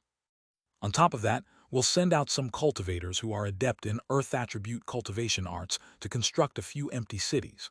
All we can do is protect the mortals from the nearby area," the white-robed elderly man concluded. "We still have some time before the devilish tribulation strikes, but it's a good idea to make some preparations in advance. Even though we have formations and restrictions to rely on, it would still be best to recruit as many high-grade cultivators as possible. After all, the most difficult parts of this ordeal to overcome will be the first few waves of attacks, which will be the most ferocious. If we can keep the devilish beings at bay, they'll most likely be forced to ease off to limit their casualties as well, thereby resulting in an impasse. It won't be possible for any beings of our human race to progress to the body integration stage in the next few centuries, but I've heard that there are some beings in your demon race who are recently making breakthrough attempts to the body integration stage, so I'll have to ask you to keep an eye on them, fellow Taoist Bao," the white-robed elderly man suddenly said to the black-robed man. "I'll be sure to do so. There are indeed a few exceptionally talented juniors who have recently appeared in our demon race, and there's a decent chance that one or more of them will be able to progress to the body integration stage," the black-robed man replied with a nod. Following a brief hesitation, the white-robed elderly man then turned to the masked woman. "Speaking of the demon race, there's something I would like to ask fellow Taoist Silver Light, but I'm not sure if I should. We've been acquaintances for so many years. You can feel free to ask me anything, Brother Gu," the masked woman said in a rather curious manner. "In that case, I'll go right ahead. Is Senior Ao Zio of your demon race still alive and well?" the white-robed elderly man asked. The masked woman faltered slightly before taking a glance at the black-robed man before chuckling. "Oh, so that's what you wanted to ask. That's certainly not a taboo topic. However, I'm not the only demonic elder here. Why did you decide to ask me?" "Why ask a question you already know the answer to, Fairy Silver Light? You may not be from the Silver Moon Wolf race, but you possess part of the Silver Moon Wolf bloodline, and you had once stayed with Senior Ao Zio for over 1,000 years. If anyone here were to know anything about Senior Ao Zio's recent situation, then it can only be you," the black-robed man countered as he raised an eyebrow. "That is indeed true. Senior Ao Zio was sighted once on the giant cloud mountain over 3,000 years ago, but no news of him has emerged since. Senior Ao Zio is one of the two grand ascension stage beings among our human and demon races, so we're naturally very eager to hear how he's doing in the face of the imminent devilish tribulation," the white-robed elderly man said in a solemn manner. Everyone also turned to appraise the masked woman, with concerned expressions upon hearing this. hint of hesitation flashed through the woman's eyes, and only after a long pause did she reply in a resigned manner, "I'm naturally aware of your concerns. Indeed, ever since our human and demon races were established in the spirit realm, no one has been able to transcend more than 20 major heavenly tribulations, and Senior Aozio was approaching his 21st major heavenly tribulation all those years ago, so many fellow Taoists were quite concerned for him. After all, Senior Aozio and Senior Mo are the two pillars who have ensured the safety of our two races for countless years. Rest assured, Patriarch Aozio didn't perish during his last major heavenly tribulation. However, he had expended a lot of energy during the ordeal, so he's been in seclusion this entire time." "Is that true?" An elated look immediately appeared on the black-robed man's face upon hearing this. As a demonic elder, he was naturally more concerned than the human elders present about this grand ascension stage patriarch of the demon race. The white-robed elderly man and the others also heaved a collective sigh of relief. "Several hundred years ago, I met Fairy Ling Long, who has been by the patriarch's side all these years, and according to her, the patriarch's recovery is going very smoothly, so he should be able to emerge from seclusion in full health soon," the masked woman assured. The purple-haired man was a human cultivator, but he also seemed to know about this, and he said in a slightly surprised manner, "Fairy Ling Long, is that the concubine that returned with divine wolf celestial Kui from the lower realm? I heard that not only is this fellow Taoist Ling Long a direct lineal descendant of Senior Aozio's, she's also extremely adored by divine wolf celestial Kui." "That's right. Back when fellow Taoist Ling Long returned from the lower realm, she was only at the late deity transformation stage, yet last time we met, she had already reached the pinnacle of the mid-spatial tempering stage and seems to be about to progress to the late spatial tempering stage soon. Perhaps she'll also be able to make a breakthrough before the devilish tribulation arrives. After all, that woman's aptitude was vastly renowned even in the Silver Moon wolf race. If it hadn't been for the fact that she had been trapped in the lower realm for so long, perhaps she would be one of us already," the masked woman sighed. "No matter how outstanding her aptitude is, the fact that she was able to improve so drastically by staying by Senior Aozio's side for just a few centuries is testament to Senior Aozio's extraordinary powers.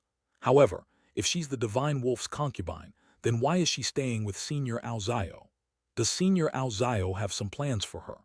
the purple-haired man asked in an intrigued manner. The masked woman hesitated momentarily before speculating. "I'm not particularly sure about the details there. However, I heard from others in my race that some strain seems to have appeared in Fairy Ling Long's relationship with fellow Taoist Celestial Kui after she emerged from the lower realm. Apparently, it was Senior Aozio who stepped in to take her away. Perhaps it's because they're both displeased by how Divine Wolf Celestial Kui had left her in the lower realm for so many years. All right, the important thing is that Senior Aozio is alive and well. There's no need for us to speculate about others. Next, we should discuss the imminent arrival of the envoys from the Xianxia tribe and the Wood tribe. Those two tribes have most likely sent envoys to us with the devilish tribulation in their consideration." The white-robed elderly man suddenly moved on to another topic. "Letter 1D627, letter 1D633, letter 1D626, letter 212F, letter 1D4CC, letter 1D626, letter 1D4B8, letter 1D630, letter 1D4C2. Everyone else's expression stirred slightly, and they all began to listen with intent focus. Thus, time slowly passed by, and the meeting between the elders of Deep Heaven City lasted for over half a day before it was adjourned. 2 days later, a certain teleportation formation within Deep Heaven City suddenly lit up, and 2 humanoid figures vanished from the center of the formation. At the same time, a loud buzzing sound suddenly rang out from a certain formation within a large city that was far away from Deep Heaven City. Bright white light suddenly erupted from a carefully guarded teleportation formation, and the chatting guards were all startled by this before immediately turning their attention to the teleportation formation. This teleportation formation was deemed to be extremely important by the mid- and high-grade cultivators in the city, and it was regularly maintained and tightly guarded. However, due to the astronomical teleportation fee required to use it, very few people actually make use of it at all. The teleportation formation would only be used a handful of times per year at most, and its users were naturally all-powerful cultivators. Thus, as 2 humanoid figures began to appear at the center of the formation, the core formation guards immediately stood up straight and put on respectful expressions. A young man emerged from the teleportation formation first, and he looked around before asking one of the armored guards, Is this Maple Forest City? This is indeed Maple Forest City, Senior. We welcome you to our city, the armored guard replied in a respectful manner. The guards had already assessed these two with their spiritual sense, but were completely unable to ascertain their cultivation bases, so they naturally didn't dare to display any rudeness to the two of them. Good. The young man smiled before striding out of the hall with another woman with skin as fair as Jade, who had just emerged from the formation as well. These two were naturally none other than Han Li and Fairy Sue, who had just teleported here from Deep Heaven City. Even though the Sue family wasn't actually in Maple Forest City, this was the closest city to the one the Sue family was in that was still accessible via teleportation. After passing through several lines of guards, the two of them finally emerged from the hall, and they found themselves on a massive bluestone plaza. The plaza was very plain and simple, and was constructed from massive azure tiles with no other eye-catching embellishments. However, there were some pavilions surrounding the plaza. Aside from the several groups of armored guards patrolling the area, there were no other cultivators around. Han Li spread his spiritual sense into the distance, and his expression changed ever so slightly.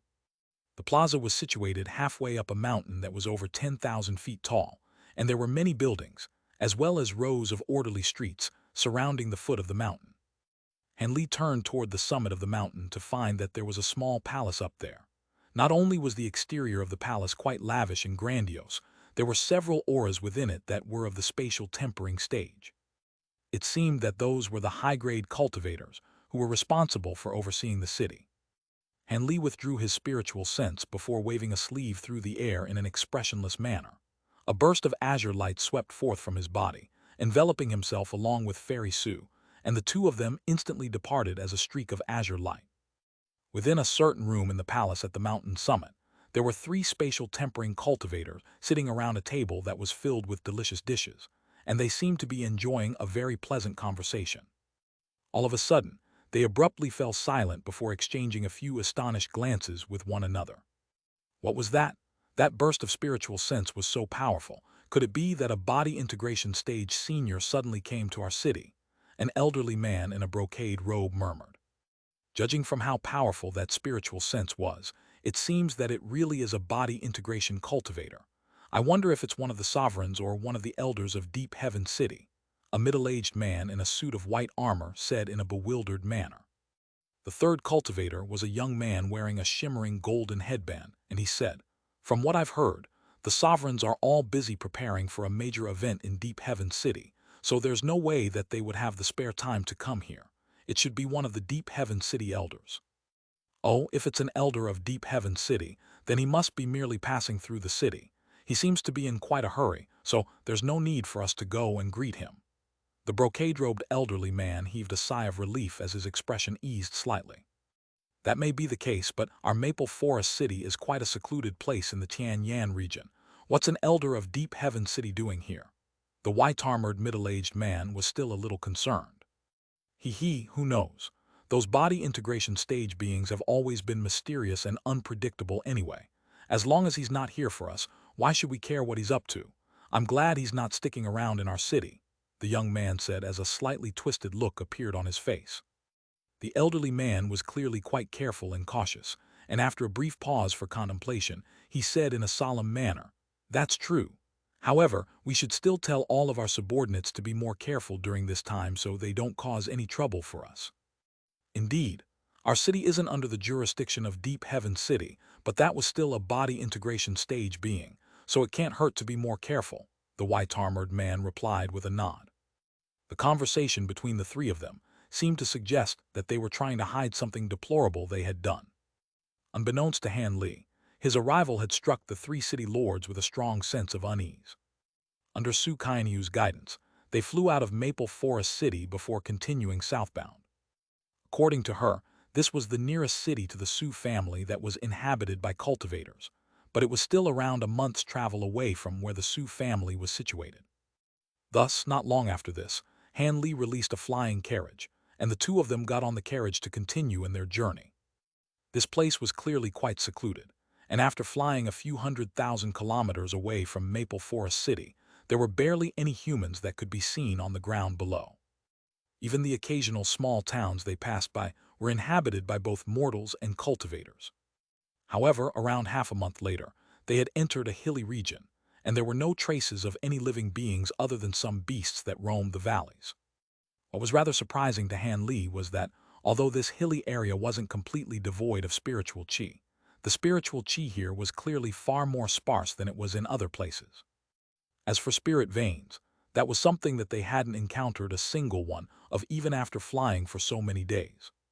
Why did your Su family decide to settle in a place like this? Han Li couldn't help but ask. Please allow me to not answer that question for now, Senior. You'll find out the reason for yourself soon, Su Kainyu said as a mysterious smile appeared on her face. Oh, that sounds very intriguing. Han Li truly was growing a little curious, but his expression remained unchanged. After flying for another half a month or so, the yellow and green hills down below suddenly began to take on a red tinge. Regardless of whether it was the mountains, the soil, or the plains, all of them had become slightly red.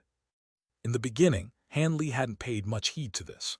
However, after flying for a few more days, the entire ground down below had completely turned into a reddish-yellow color, and he couldn't ignore this phenomenon any longer. After carefully sweeping his spiritual sense over the ground a few times, a contemplative look appeared on his face. Looks like you finally figured it out, Senior, Su Kainyu chuckled. I see. So there's a large copper essence mine here. No wonder your family decided to settle here despite the lack of spiritual qi in the area, Han Li said with a smile. Indeed, the seniors of our family had engaged in some heated arguments about whether the family should settle here when they first arrived in this place over 10,000 years ago. In the end, they decided to settle here, and our family has become quite wealthy as a result, but the cultivation of the members of our family has indeed been hampered. It's hard to say whether the benefits or the downsides outweigh the other, Su Kainyu sighed in a slightly resigned manner. Han Li nodded upon hearing this, but didn't say anything in response. Su Kainyu also fell silent and left Han Li to his thoughts. Several days later, a hint of lush greenery finally appeared in the sky in the distance, and the spiritual qi surging toward them struck Han Li with a sense of reinvigoration. He knew that they were finally about to reach the Su family. Sure enough, not long after that, a small, lush mountain range appeared before his eyes. There was only an ordinary spirit vein in this mountain range, but the spiritual qi here was still vastly more abundant than it was in the surrounding area. There were all types of buildings on the dozen or so mountains in the mountain range, and there were some profound fluctuations between the mountains, clearly indicating that some powerful formations and restrictions had been set up. We've arrived, Senior. Let me notify the members of my family so my father can greet you, Su Kainyu said as the flying carriage circled around in the air near the mountain range. Han Li swept his spiritual sense over the mountain range, and his expression changed slightly as he nodded in response. So this is the Su family. As expected, you've really found a good place. All right then, I'll wait here for you. Due to the fact that he had made no attempt to conceal his flying carriage, the Su family cultivators on guard duty had already noticed their presence, and a burst of restriction fluctuations erupted as a dozen or so streaks of light flew out of the mountain range down below, and they certainly didn't seem to be approaching with friendly intentions. After securing permission from Han Li, Su Kainyu flew toward the cultivators of her family as a streak of white light, and she reached them after just a few flashes. All of those cultivators clearly recognized the daughter of their family leader, and the lights around them all faded to reveal a series of cultivators, all of whom had elated looks on their faces. Su Kainyu merely said something to them with a smile on her face, then descended with them toward the mountain range down below. Meanwhile, Han Li patiently waited on his flying carriage, and a short while later, delightful music began to play within the mountain range. Two groups of young women in white and red palatial dresses flew out of one of the mountains, and even though they were all only at the core formation and foundation establishment stages, all of them were very beautiful and wore respectful expressions. Behind these women were three people, one of which was none other than Su Kainyu. The one at the center of the trio was a scholarly white-robed man, while the final person to complete the trio was a massive burly man with an unruly beard and a pair of large, menacing, intimidating eyes. The two groups of women stopped several hundred feet away from the flying carriage, while the trio continued onward and only stopped after reaching Han Li. Junior Su Jiao pays his respects to Senior Han. Please forgive me for not coming out to greet you sooner. The white-robed man appeared to be around 30 years of age and had a set of ordinary facial features. However, he was at the late deity transformation stage, so he wasn't weak by any means. In the presence of Han Li, he hurriedly extended a deep bow with a respectful look on his face. Junior Sulu also pays his respects to Senior Han. The burly man was at the mid-deity transformation stage, and he also extended a respectful bow. "Are you the leader of the Su family, fellow Taoist Su Jiao?" Han Li asked in an indifferent manner as he appraised the white-robed man. "Indeed, I've been the Su family leader for around 1,000 years now," the white-robed man replied in a truthful manner. Han Li nodded and asked, "I'm sure fellow Taoist Qianyu has informed you of the purpose of my visit, right?" "She did, indeed. We are truly grateful that you've graced us with a visit for the sake of our matriarch. However, this is not a suitable place to talk. Please follow me and we'll discuss these matters inside," the white-robed man said in a respectful manner. Han Li nodded in response. "All right, lead the way." Thus, Han Li withdrew his flying carriage and drifted down from the sky. The white-robed man and burly man accompanied Han Li on either side, while Su Qianyu followed along a half-step behind them. After arriving in the air above the mountain range, Su Jiao flipped a hand over to summon a green badge before gently sweeping it through the air. A burst of violent spatial fluctuations suddenly erupted over the entire mountain range, and the dozen or so mountains twisted and warped like mirages before vanishing into nothingness. The mountains were still the same mountains, but they were now in completely different locations to where they were situated before. The dozen or so mountains had all shifted several kilometers in location, so presumably, if someone had tried to directly attack the Su family using a powerful ability, then they would completely miss all of the mountains and buildings. Han Li's eyes narrowed slightly, and he suddenly remarked, "This is a mirage illusionary realm. I didn't think that you'd have access to such a legendary ancient restriction." I'm sure it's nothing much in your eyes, Senior. Around 10,000 years ago, our Su family enlisted the service of an extremely talented formation master, and it took him his entire life to restore most of this ancient illusionary formation. It's a pity that his cultivation base was rather lackluster. Otherwise, if he had lived for some time longer, then perhaps he would have been able to completely restore the formation. Su Jiao chuckled in response, seemingly also quite proud of this formation. "Indeed, with this formation, the Su family will be very safe and secure," Han Li said with a faint smile before falling silent. Su Jiao was slightly disappointed to see this. It was quite rare for a body integration cultivator to assess their formation, so he naturally hoped that Han Li would offer some more in-depth analysis. "Senior, do you think this formation would be able to withstand a body integration cultivator's attack?" the burly man asked in a careful manner. "A body integration cultivator's attack, A hint of a smile appeared on Han Li's face as he glanced at the burly man, but he didn't offer a direct response. Letter 1D4F, letter 1D4FB, letter 1D486, letter 1D658, letter 1D498, letter 1D4E, letter 1D4FF, letter 1D658, letter 1D4F8, letter 1D662. "Are you saying that this formation will be ineffective against a body integration cultivator, Senior?" the white-robed man asked in a hesitant manner. After a brief pause, Han Li replied in a calm manner, "I don't know whether it would be effective or not, but there are indeed a few fallacies in the formation, presumably because it hasn't been completely restored.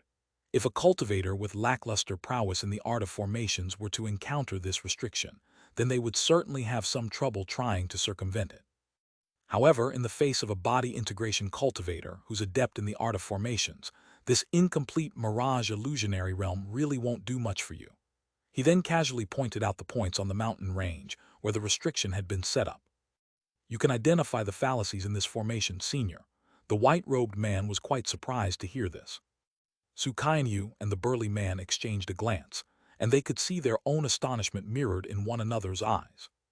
"I once read a tome with information regarding this formation, so I'm naturally able to identify the fallacies in this incomplete formation," Han Li said in a nonchalant manner. This was indeed true. Even though this type of ancient formation had already been lost in the human race for countless years, he discovered a bunch of ancient formation tomes in a market while passing through the territory of a foreign race on his way back to Deep Heaven City. These tomes had all been written in ancient human text, and that particular foreign race had very little interest in formations, so the tomes were being sold like trash among a bunch of miscellaneous items. And Li couldn't help but wonder which powerful human being had taken these ancient tomes out of the human race, only for them to end up on the territory of that foreign race. Han Li naturally wasn't going to pass up this opportunity, and he purchased all of those ancient formation tomes for next to nothing. During his journey over the territories of the other foreign races, Han Li had encountered many similar situations, so he didn't pay much heed to it.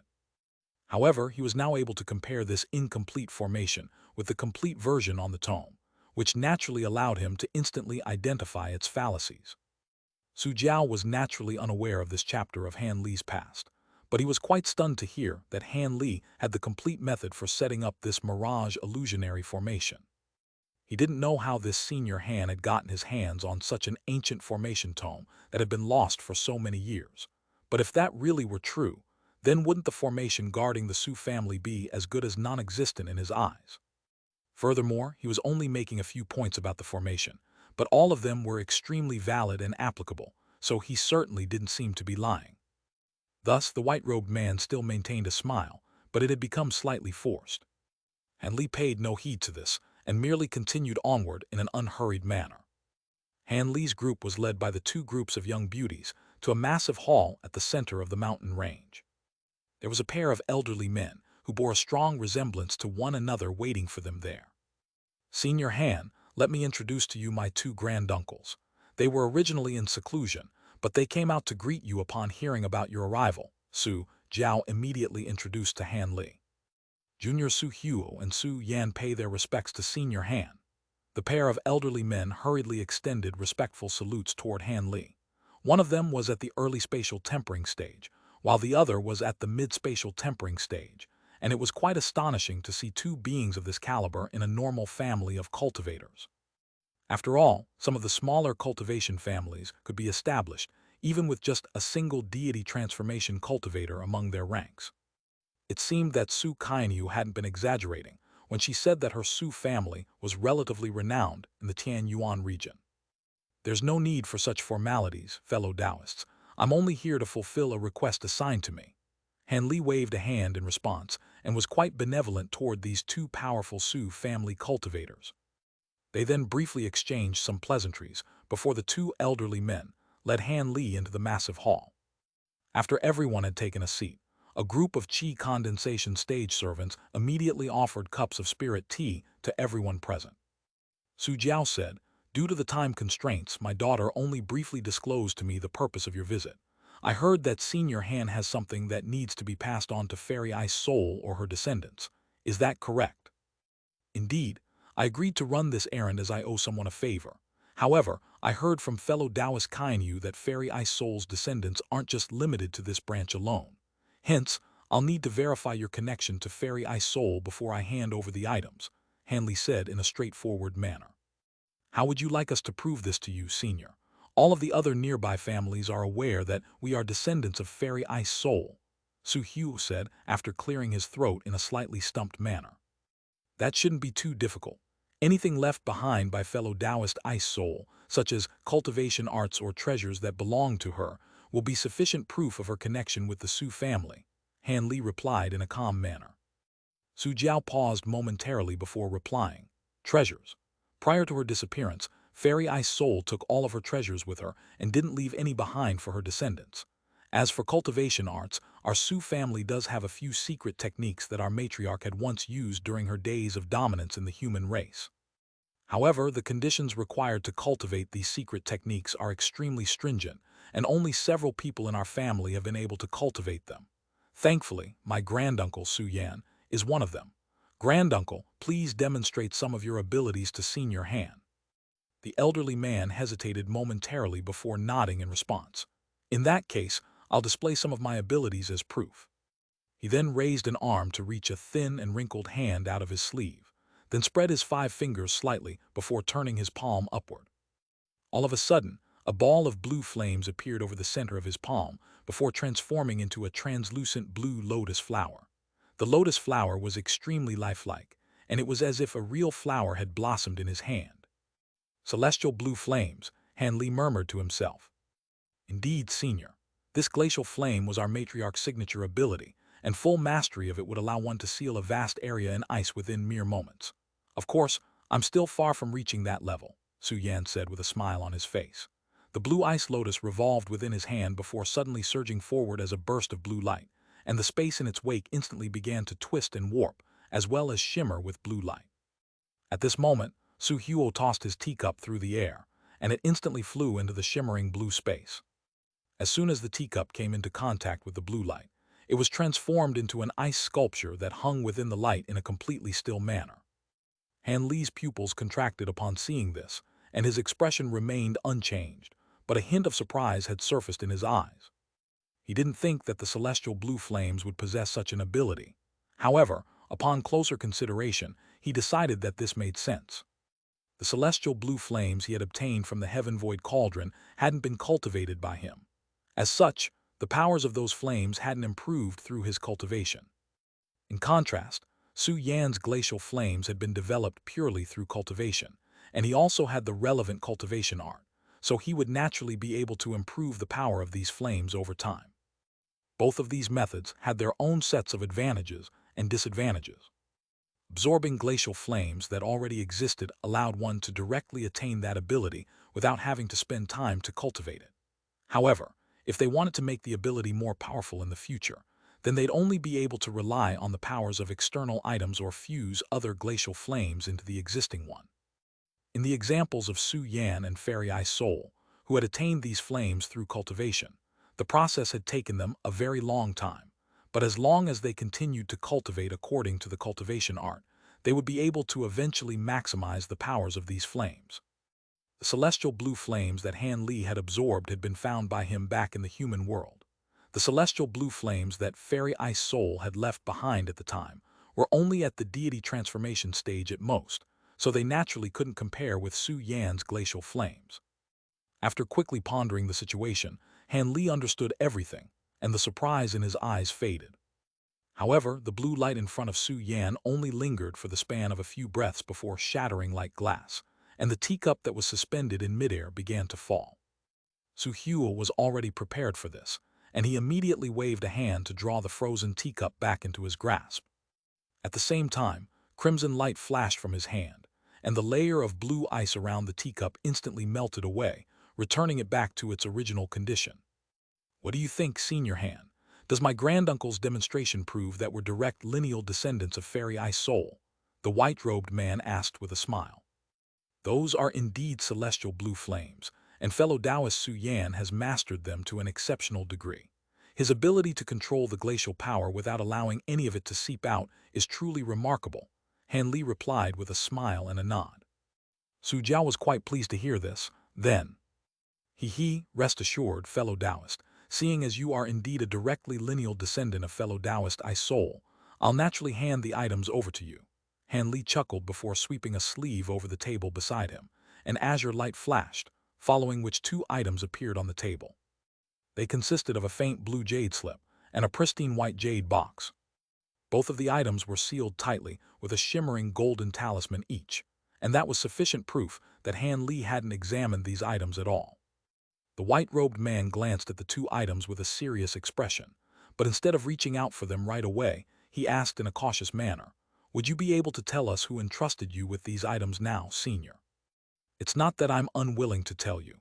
It's just that even if I were to tell you, you wouldn't know who he is.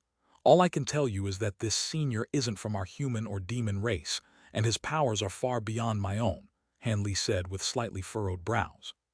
"So he's a foreign being with powers that far surpass even yours."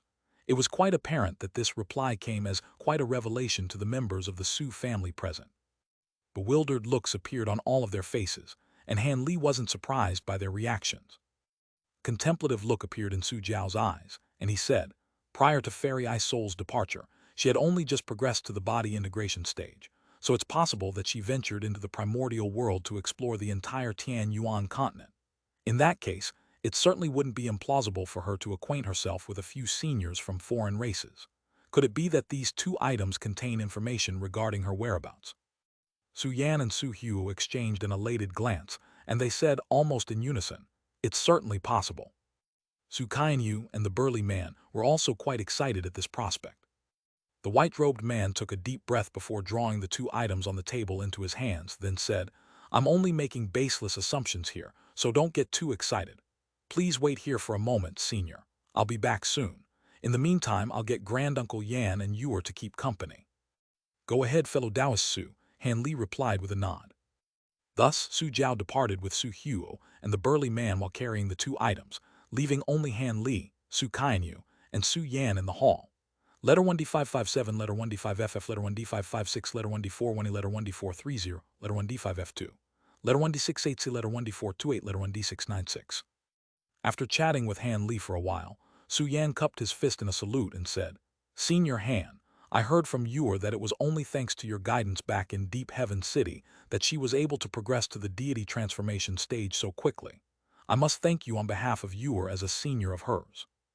"I didn't do much. Fellow Taoist Kaianyu's outstanding aptitude is the main reason behind the speed of her progression. I merely looked out for her from time to time," Han Li replied in a calm manner. "Speaking of which, I heard from Quer that you seem to have some kind of connection with our matriarch. Is that true, senior?" Su Yan asked in a curious manner. "I haven't ever seen Fairy Eye Soul before, but there is indeed a connection between us. Otherwise, that elder wouldn't have entrusted these items to me. If you still have some doubts, then I'm sure this will dispel them." Han Li pointed a finger upward as he spoke, and a burst of blue flames erupted from his fingertip, then transformed into a blue ice flower. "Celestial blue flames," the elderly man exclaimed as he stared intently at the blue ice flower with astonishment in his eyes. Su Kaianyu was also quite stunned to see this, and she murmured, "Could it be that you're also?" "It's not what you think. I merely came across some of the glacial flames that your matriarch left in a lower realm," Han Li explained with a smile. "I see." An enlightened look appeared on Su Yan's face, and there was still a slight hint of suspicion in his eyes, but it wouldn't be appropriate for him to ask any further questions. After all, Han Li was a body integration cultivator, and was not someone to be interrogated by a spatial tempering cultivator like him. Meanwhile, Su Jiao, the burly man, and Su Huo were situated in a secret chamber behind the hall. The secret chamber had many layers of restrictions around it, and all three of them were intently scrutinizing the two items on the stone table inside the chamber. "These talismans truly are very profound. Even with our powers, we're unable to force them to peel off. It seems that these items really have been passed on to Senior Han by a foreign Grand Ascension stage being." Su Huo seemed to have already attempted to remove the talismans, but the resigned look on his face clearly indicated that he had failed. "If these really are talismans from a Grand Ascension stage being, then it only makes sense that we're unable to remove them by force. If we use the power of certain treasures to forcibly destroy these two talismans, we'll most likely damage the two items as well. There has to be another way to do this," Su Jiao mused as he stroked his chin with a contemplative look on his face. "If you have an idea, then why not give it a try? We can just try something else if it doesn't work," Su Huo urged. He was clearly quite eager to access the two items. Only after a long while did Su Jiao nod in response in a solemn manner. "You're right, Granduncle. Let me give this a try then." He then suddenly raised an arm, before opening his mouth to expel a burst of white light. The white light quickly revolved around his wrist, before returning into his mouth in a flash. However, in the next instant, a faint gash appeared around his wrist, and several drops of blood essence slowly dripped down onto the talisman that sealed the jade slip. Crimson light flashed momentarily, and the blood essence almost instantly seeped into the talisman. Immediately thereafter, bright golden light suddenly erupted from the talisman, following which golden runes of different sizes surged forth in a frenzy. However, all of these golden runes then vanished in an instant. At the same time, the astonishing spiritual chi erupting from the talisman receded, and the spiritual light also faded. Su Jiao was ecstatic to see this, and he knew that he had most likely guessed correctly. Sure enough, only those who had the inherited Fairy Ice Soul's bloodline could safely remove these talismans. He took a deep breath before gently blowing on the jade slip, and the golden talisman shuddered before silently drifting off the jade slip. Su Huo and the burly man were also ecstatic to see this. Su Jiao repressed his own excitement and replicated the same procedure to remove the talisman on the jade box as well. After glancing hesitantly at the two items for a brief moment, he reached out and grabbed the blue jade slip, then gently pressed it against his forehead before closing his eyes. Time slowly passed, and the white-robed man's initially calm expression gradually became tinged with a hint of confusion, then slowly transitioned toward astonishment. Su Huo and the elderly man glanced at one another upon seeing this, and they couldn't help but grow a little nervous. Around 10 minutes later, Su Jiao finally exhaled before removing the jade slip from his forehead in a rather forlorn manner. "What does it say?" Su Huo immediately asked. An urgent look also appeared on the burly man's face. Su Jiao returned to his senses before tossing the jade slip over to Su Huo, seemingly unwilling to say anything. "You should take a look for yourself, Granduncle Huo." Su Huo was naturally slightly bewildered as he caught the jade slip, but after a brief hesitation, he also injected his spiritual sense into it. Meanwhile, Su Jiao's gaze fell upon the jade box, and after a brief pause, he swept his sleeve over it, upon which the lid of the box flew off on its own. A swath of black light was swirling within the jade box, and it contained a small red vial that was several inches tall. There was a strange pattern on the surface of the vial, and it was releasing a faint odor of blood and gore. Upon catching sight of the red vial, a hint of surprise appeared on the burly man's face, and he seemed to have been able to identify it. That seems to be our family's. Indeed, this is the blood-soul vial that has been passed down in our Su family for generations. There was originally a pair of these treasures, but one of them was taken away by Fairy Ice Soul. I didn't think that the two treasures would have a chance to reunite someday, Su Jiao said in a brooding manner. "So it really is that treasure," the burly man murmured to himself. Su Jiao instructed, "Take my badge and mobilize all of the secret guards in our family right away. Surround the mountain that our ancestral shrine is situated on, and activate all of the nearby restrictions. Make sure that not even a single fly is allowed to leave. After that, rouse our eldest granduncle from his seclusion and ask him to wait in the ancestral shrine for now." "What? Mobilize the secret guards and rouse our eldest granduncle from seclusion?" The burly man was stunned to hear this. The white-robed man gritted his teeth as if he were making a difficult decision, then confirmed in an implacable manner. "That's right. This is an extremely important matter that concerns our matriarch, so even if our eldest granduncle is at a critical juncture in his cultivation, he'll have to come out of seclusion to address this." "Have you really found the whereabouts of our matriarch? I'll go right away." The burly man was ecstatic to hear this, and he immediately rushed out of the secret chamber.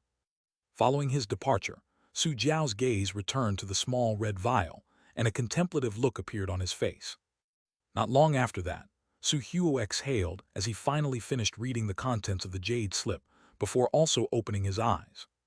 "I see. So our matriarch really did venture into the primordial world, and she even went to a foreign continent. However, something seems to have happened to her, and only a wisp of the blood soul that she refined was sent back to us," Su Huo murmured with furrowed brows. "Aside from that blood soul secret technique enclosed in the jade slip, all of the other information is very vague. We'll have to use the blood crystal to reawaken the wisp of blood soul before we can figure out what happened. It's a good thing that Fairy Ice Soul refined that blood soul coffin and the pair of blood soul vials prior to her disappearance. Otherwise, we would be at a complete loss right now," Su Jiao said in a grim manner. "Indeed. However, the jade slip says that once the talismans are removed, the awakening ceremony must be held within a few days. Otherwise, even the wisp of blood soul in the blood soul vial will dissipate. After all, this blood soul has been sealed in the vial for far too long." A concerned look appeared on Su Hu's face. "Rest assured, the ceremony will be arranged tonight," the white-robed man said. "Looks like we'll have to do that. By the way, what are we going to tell that senior Han? According to Ewer, he seems to have some kind of connection with our matriarch and delivered her blood soul back to us, so he most likely doesn't harbor any ill will toward our Su family," Su Huo analyzed. "Indeed, this senior Han has only just reached the body integration stage, but he seems to be quite powerful and is very knowledgeable in ancient formations. Perhaps he can become a powerful backer for our Su family in the future. We have to convince him to stay for a few days no matter what. After we awaken the blood soul through the ceremony, we'll have to find a way to befriend him," Su Jiao decided after a brief pause for contemplation. "All right, then I'll go and make some preparations." Su Huo nodded before turning to depart on his own. However, the white-robed man faltered momentarily before stopping him. "Wait, I'll come out with you as a show of our sincerity." Su Huo thought about this for a moment before nodding in agreement. "That would be good. We certainly can't be too careful in our treatment of a body integration stage being." Thus, Su Jiao carefully packed up the jade box containing the small red vial before exiting the secret chamber with Su Huo. Around 2 hours later, Han Li found himself seated atop a futon on the top floor of an extremely lavish and intricate pavilion. His brows were slightly furrowed, and he was rather bemused by this situation. He had originally intended to leave the Su family after delivering the two items, but Su Jiao had been extremely hospitable and insisted on asking him to stay for some time. Seeing as he was still determined to leave, he had even implied to Han Li that the items contained potential leads pertaining to Fairy Ice Soul's whereabouts, and that her current location could be revealed if he were to stay for a few more days. This made Han Li rather hesitant. It was naturally impossible to say that he didn't care about Fairy Ice Soul at all. Regardless of whether it was the celestial blue flames he had absorbed, his risky venture into the Heaven Void Palace, the Heaven Void Cauldron he had obtained, or his run-in with the North Night Palace in the Great Jinn, all of this had something to do with Fairy Ice Soul. As such, there were a few questions surrounding Fairy Ice Soul in his heart that he also really wanted to have answered.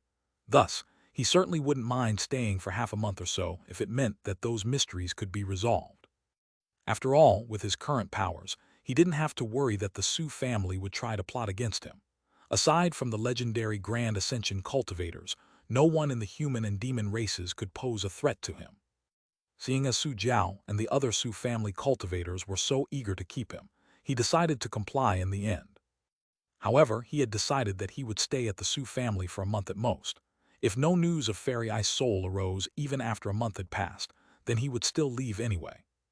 Of course, even if he did receive news of Fairy Ice Soul's whereabouts, it was still yet to be decided what he was going to do and whether he was going to spend the time to find her.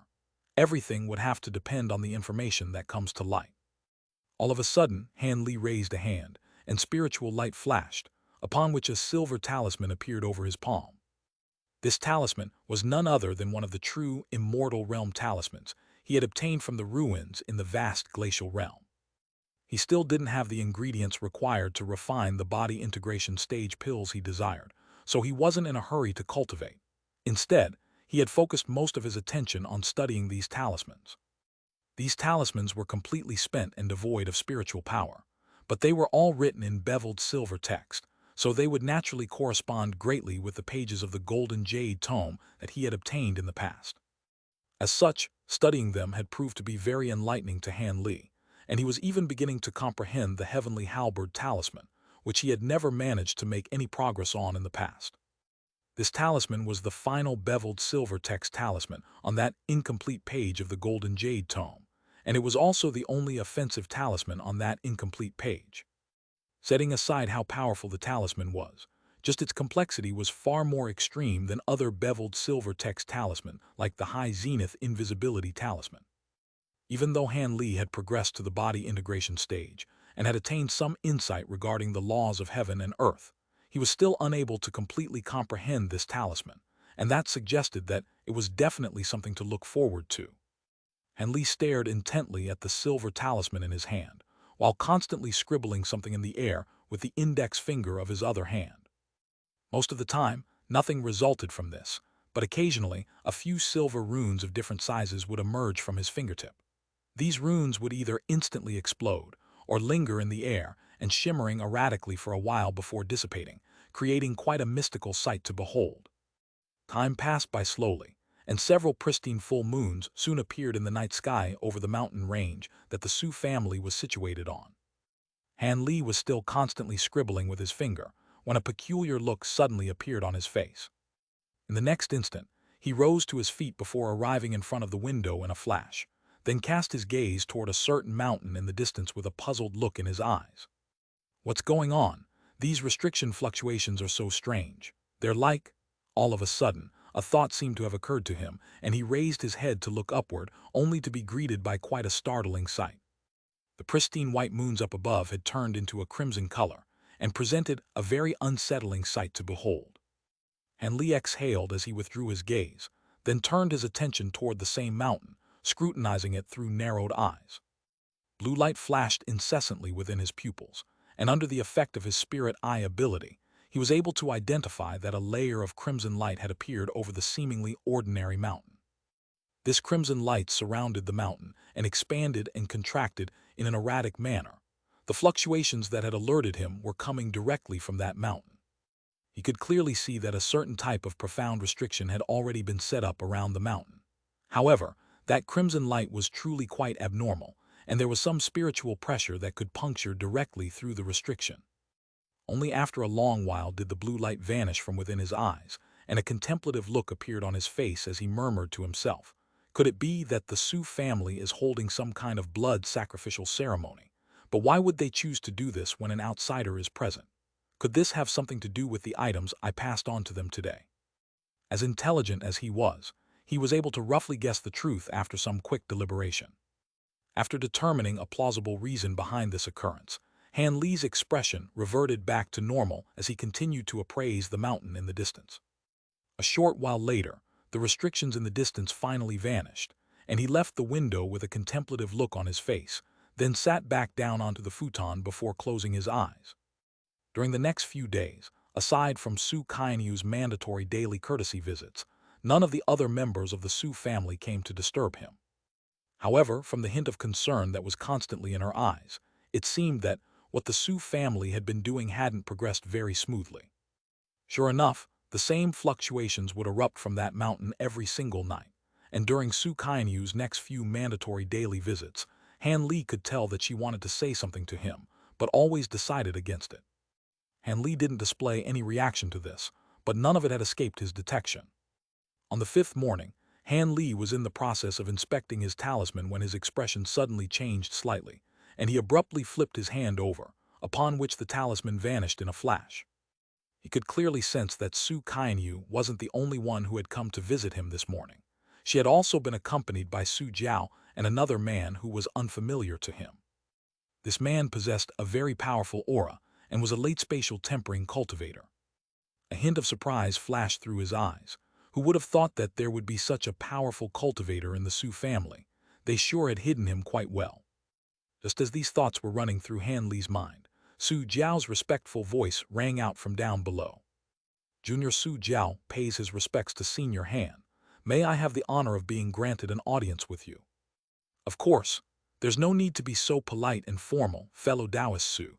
Please wait in the hall for a moment and I'll come down right away," Han Li replied before rising to his feet and making his way downstairs. Moments later, Han Li appeared in the hall on the first floor, and he immediately turned his attention toward the late spatial tempering cultivator, whom he was unfamiliar with. The one standing next to Su Jiao was a young man in a set of slightly worn-out gray robes. He appeared to only be around 27 to 28 years of age, and he was also appraising Han Li with a respectful smile. Upon closer inspection, Han Li could see that this man bore a resemblance to Su Jiao, and judging from outward appearances alone, he looked like a junior of Su Jiao's. Su Jiao immediately extended a bow toward Han Li before making an introduction. "Senior Han, this is the grand elder of our Su family, Su Yuan. He had reached a critical juncture in his cultivation a few days ago, so he was unable to come out of seclusion to greet you." "Grand elder, eh? I can see that fellow Taoist Su Yuan has already reached the pinnacle of the spatial tempering stage and can most likely attempt a breakthrough to the body integration stage at any time now. Should you succeed, you and I will be equals," Han Li said with a smile as he examined the young man. "Your discerning eye is truly unmatched, Senior. However, my chances of making a successful breakthrough are very slim."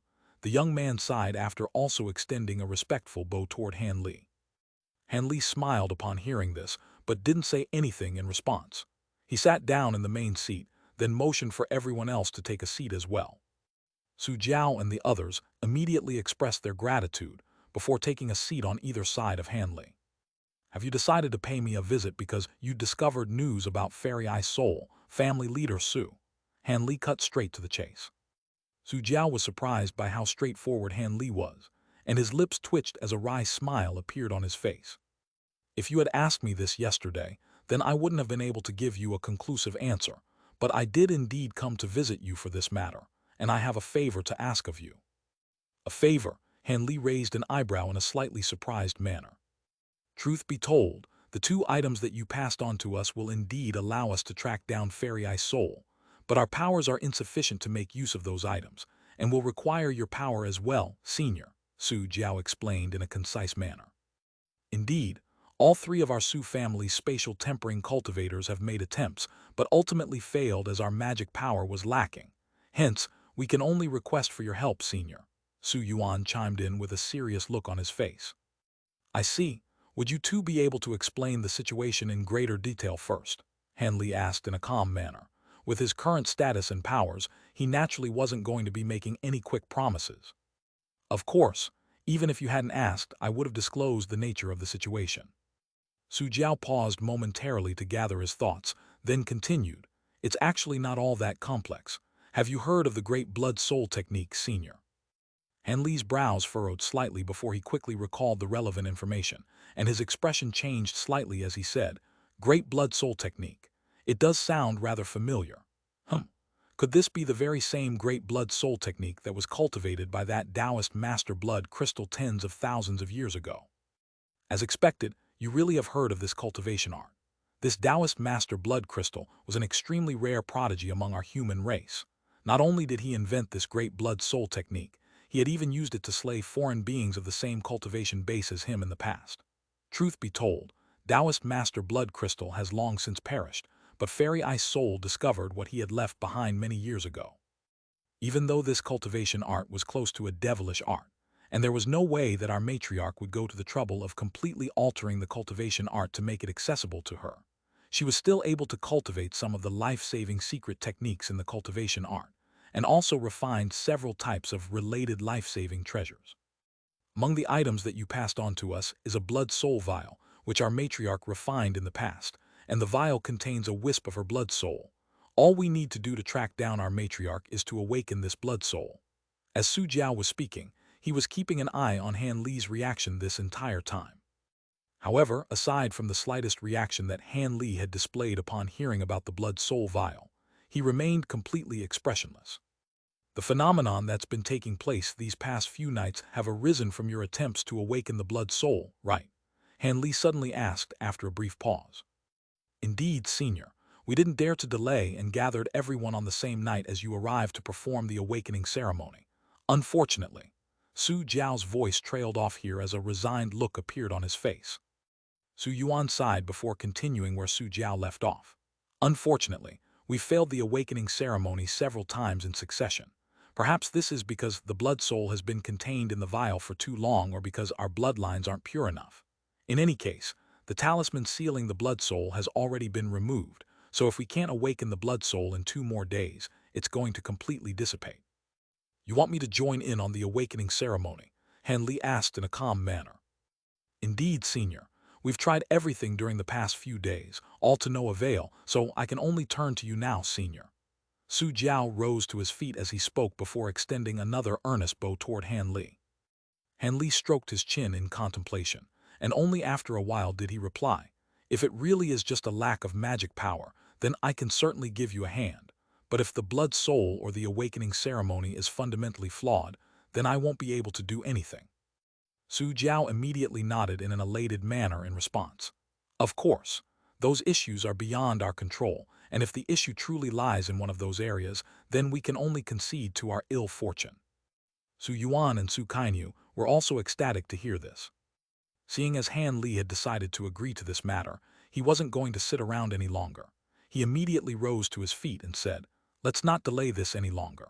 I'll go with you to see fellow Taoist Ice Soul's blood soul right away and prepare the awakening ceremony with all of you.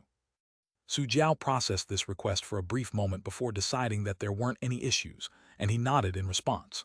All right, even though this ceremony can only be performed at night, it would be a good idea for you to familiarize yourself with the blood soul first.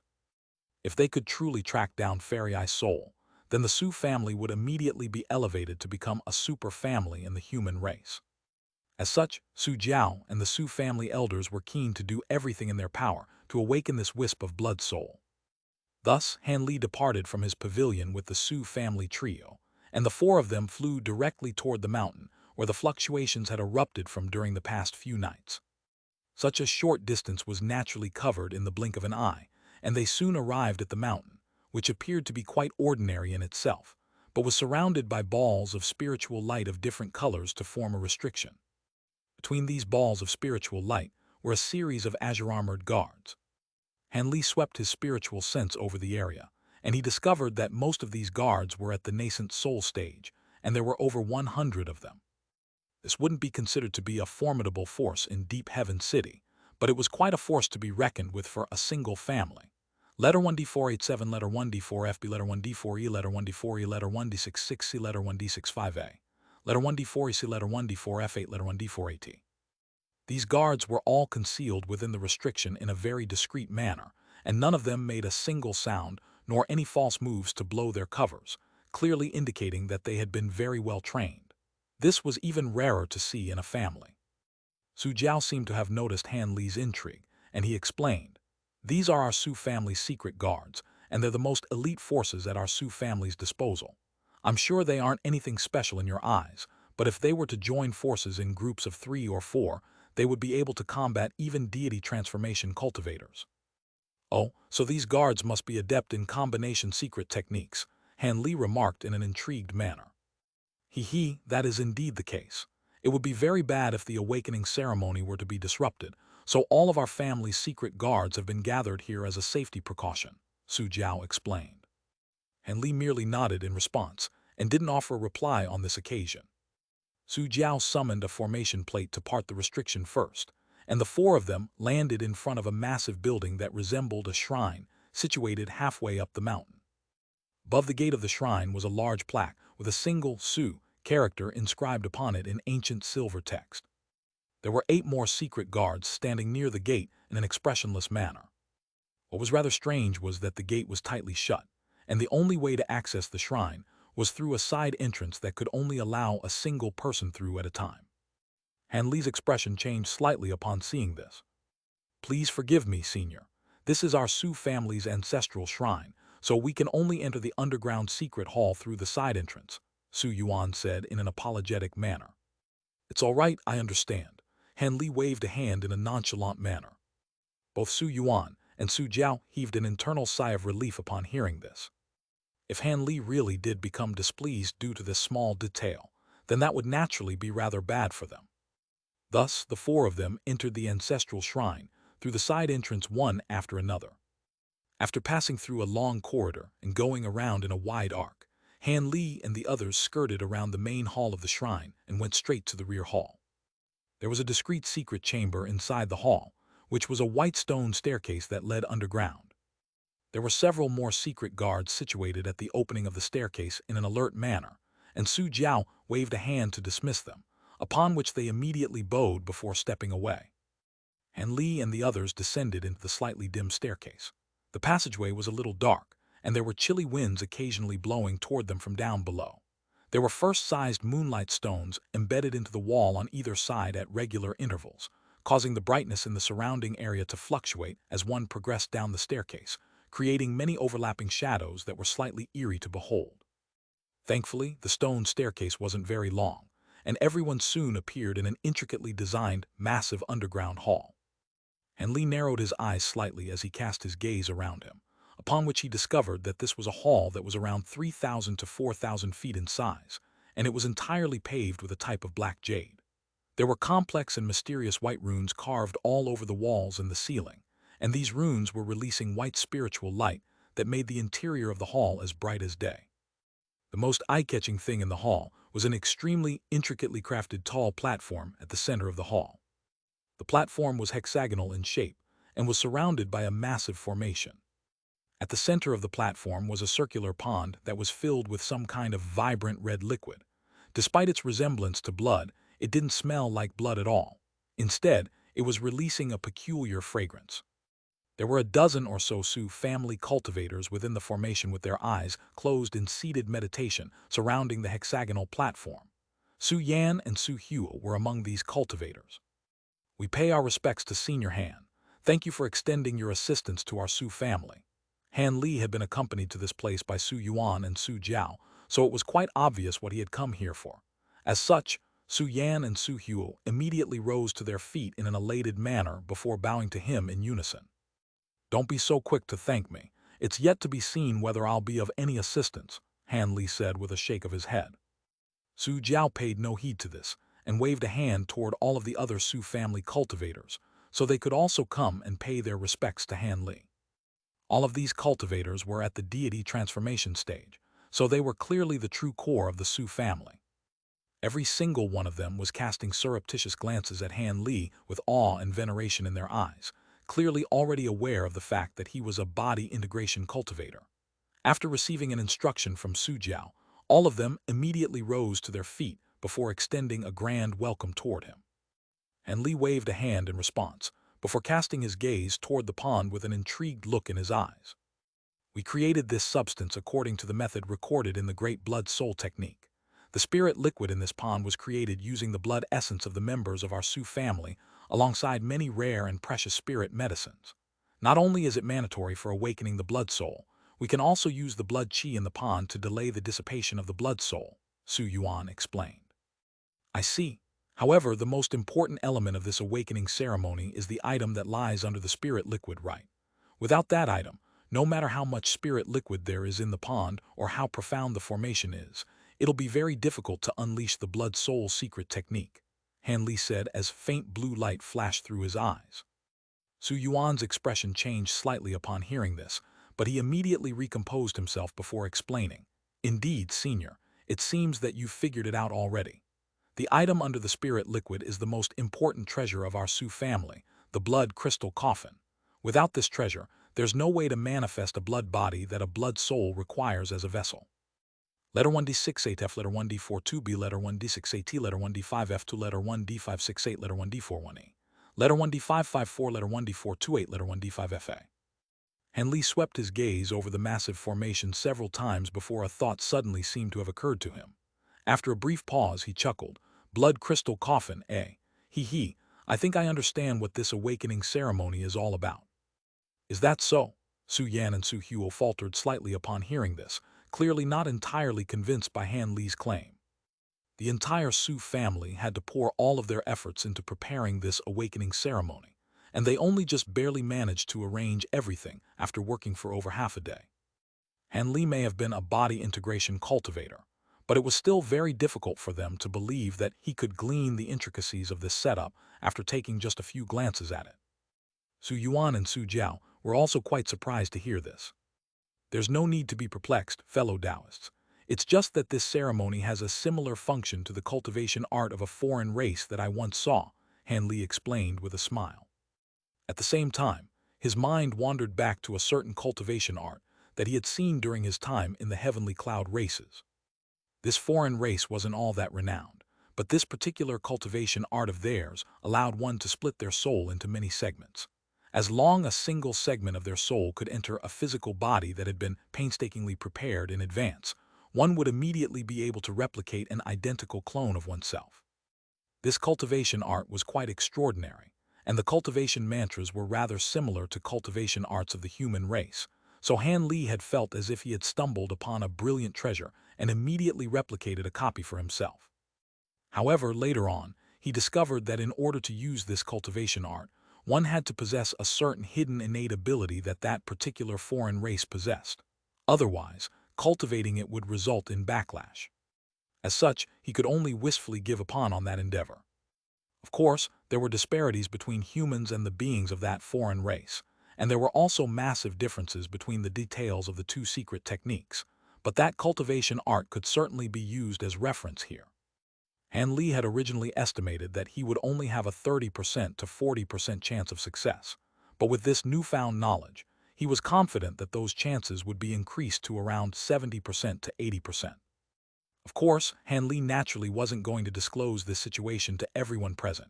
He merely strode slowly around the pond and the formation while intently scrutinizing the spirit liquid in the pond. Meanwhile, all of the Su family cultivators were appraising him with different expressions on their faces. After making several laps around the pond, Han Li said, "All right, perform the ceremony as usual, and I'll step in at the appropriate opportunity."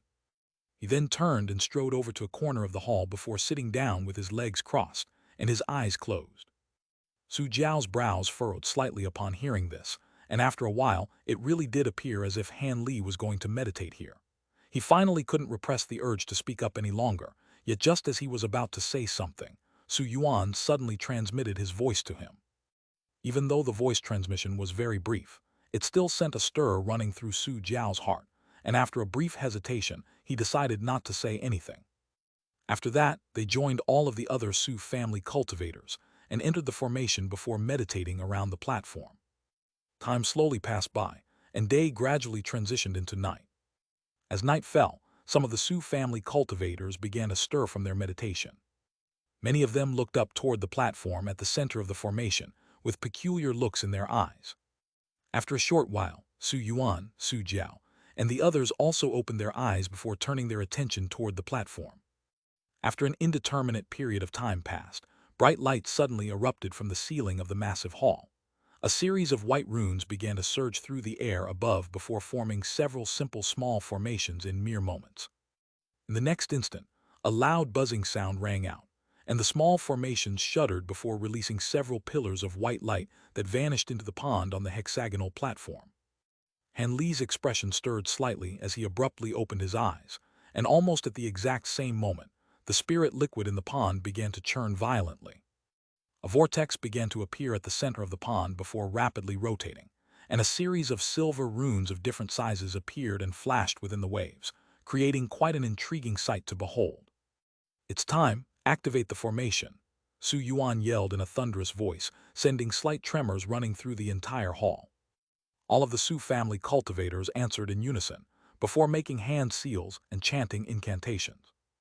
A string of dull thumps rang out in quick succession, and spiritual light flashed from within the formation before 18 pillars of crimson light erupted from all over the formation.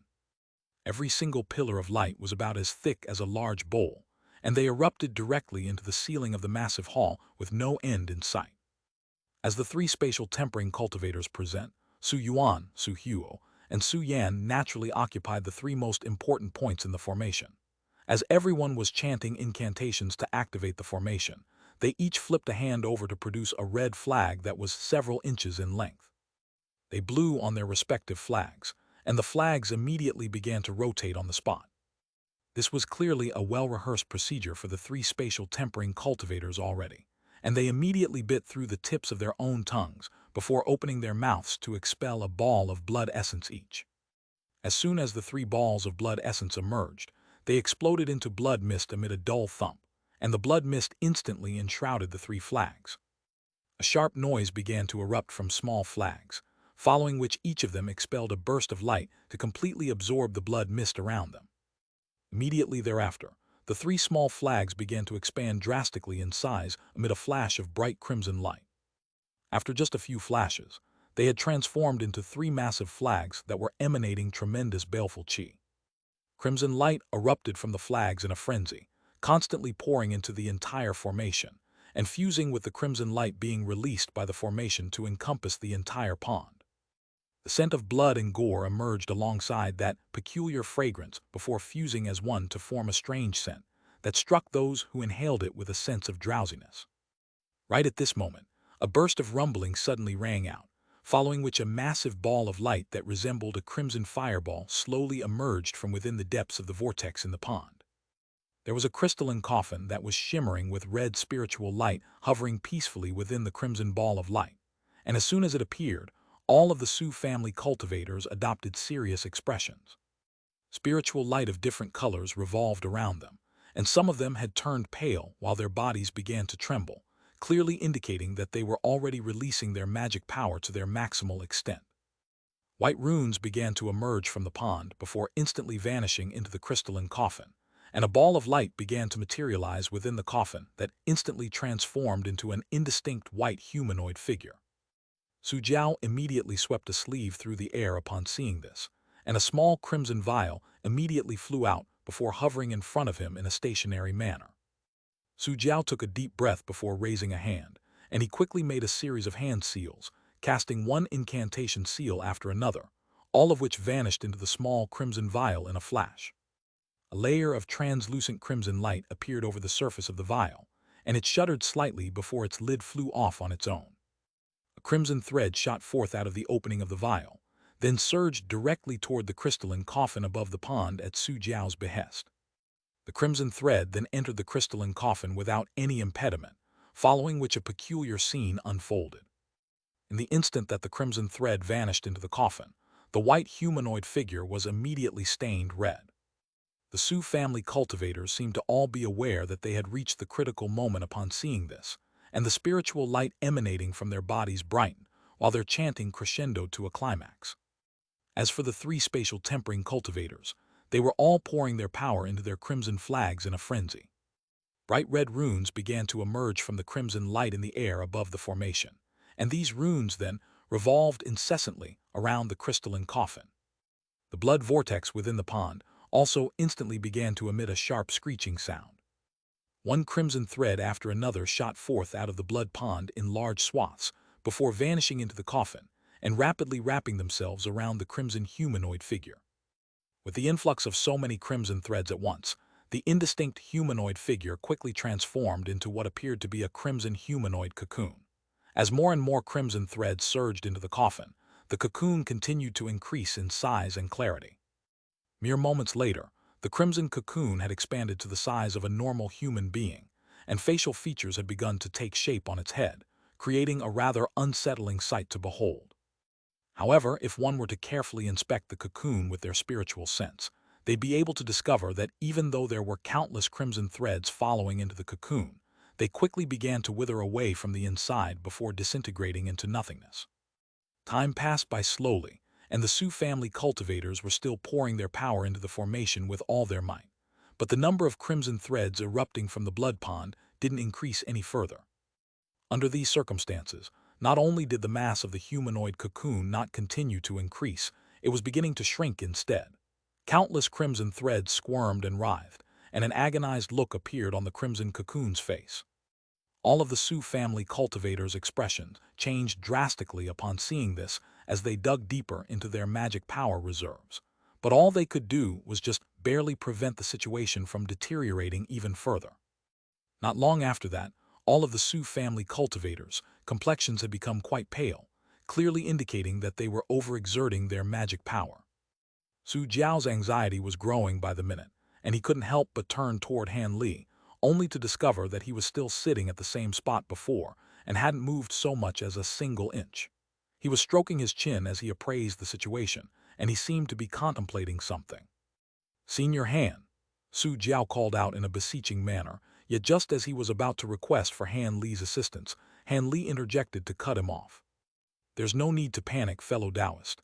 I agreed to lend you my assistance, so I'll definitely step in when required." He then stood up in an unhurried manner, then suddenly laid a hand onto the top of his own head. Black light flashed, and a tiny black humanoid figure that was only half a foot tall abruptly appeared. The tiny humanoid figure wore a suit of black battle armor but was wielding no weapons. It was completely expressionless, and it was none other than Han Li's second nascent soul. Immediately thereafter, Han Li raised a sleeve, and a ball of golden light shot forth from within before transforming into a small golden beast in a flash. The small beast had a cold look in its eyes and was emanating a fearsome aura. It was none other than the leopard Kirin beast. All of the Sioux family cultivators were quite stunned by the sight of this nascent soul and the small beast, yet before they had a chance to react, Han Li swept a sleeve through the air and commanded, "Go." The nascent soul above his head immediately made a hand seal, and its body swayed before it abruptly vanished on the spot. In the next instant, spatial fluctuations erupted above Su Hu's head, and the black nascent soul abruptly reappeared. His expression changed slightly, and a sense of wariness welled up in his heart as he instantly placed several of his most powerful treasures on standby. However, the nascent soul completely ignored him and merely thrust its two little hands toward the crimson flag up ahead. Two pillars of black light erupted from its hands, then vanished into the crimson flag. The flag had originally begun to dim slightly due to Su Hu's insufficient magic power, but the crimson light emanating from it instantly brightened amid a buzzing sound, and it began to glow far brighter than it had even in the beginning. Su Huo faltered slightly upon seeing this before switching to a series of different hand seals in an elated manner to assist the nascent soul above him. At the same time, the leopard Kirin beast's body blurred, and in the next instant it appeared beside Su Yan.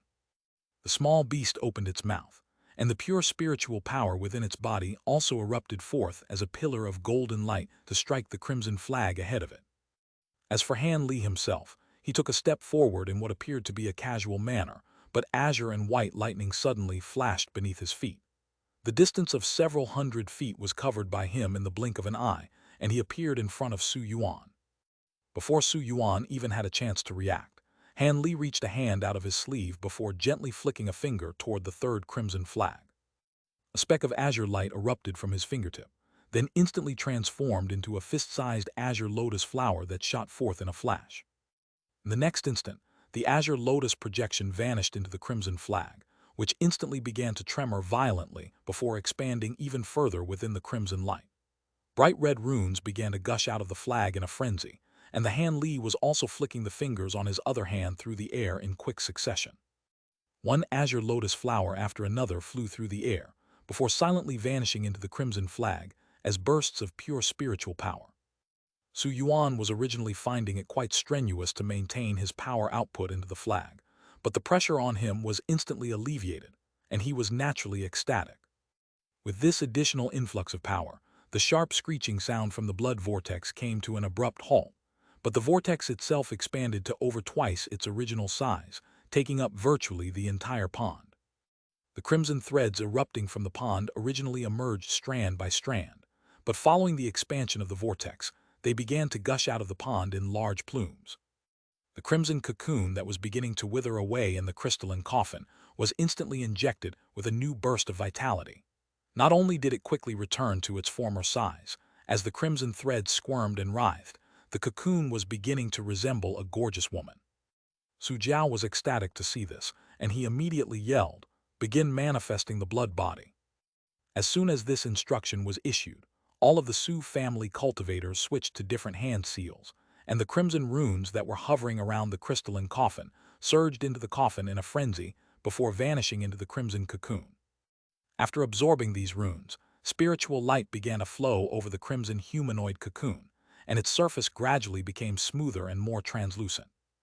After around 10 minutes, the humanoid cocoon had completely transformed into what appeared to be a bright red statue that was hovering within the crystalline coffin in a completely still manner.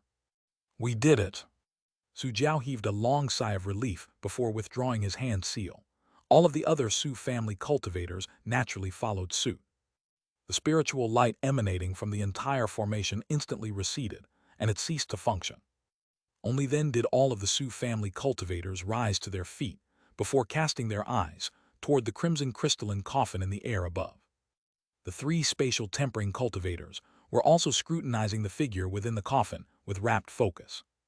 Meanwhile, Han Li summoned his second nascent soul and leopard Kirin beast back to himself, and the two silently rushed back before vanishing up his sleeve. Only then did Han Li also turn his attention toward the crystalline coffin in an intrigued manner.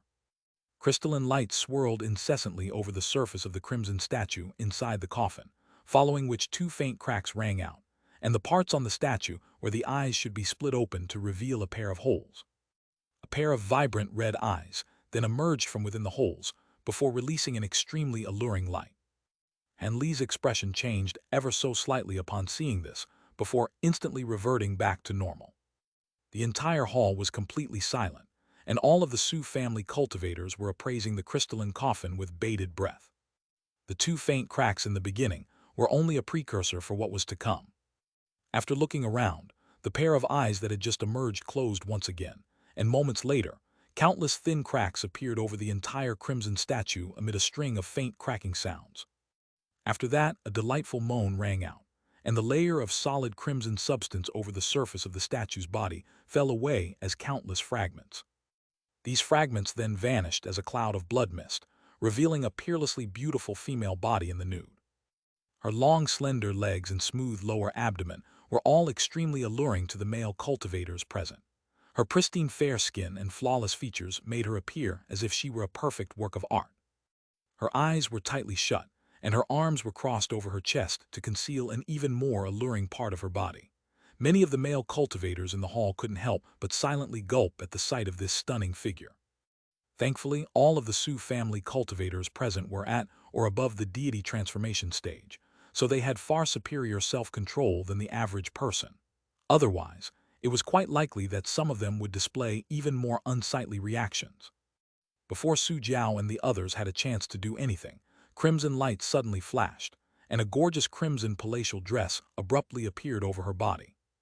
Her long eyelashes then fluttered, and she slowly opened her eyes, revealing a pair of completely expressionless crimson pupils. After looking around at everyone, the woman's gaze settled on Han Li in the end. Han Li felt a burst of spiritual sense sweep over his body, and even though it wasn't very powerful, it struck him with a peculiar feeling, as if his entire body had been laid bare before her.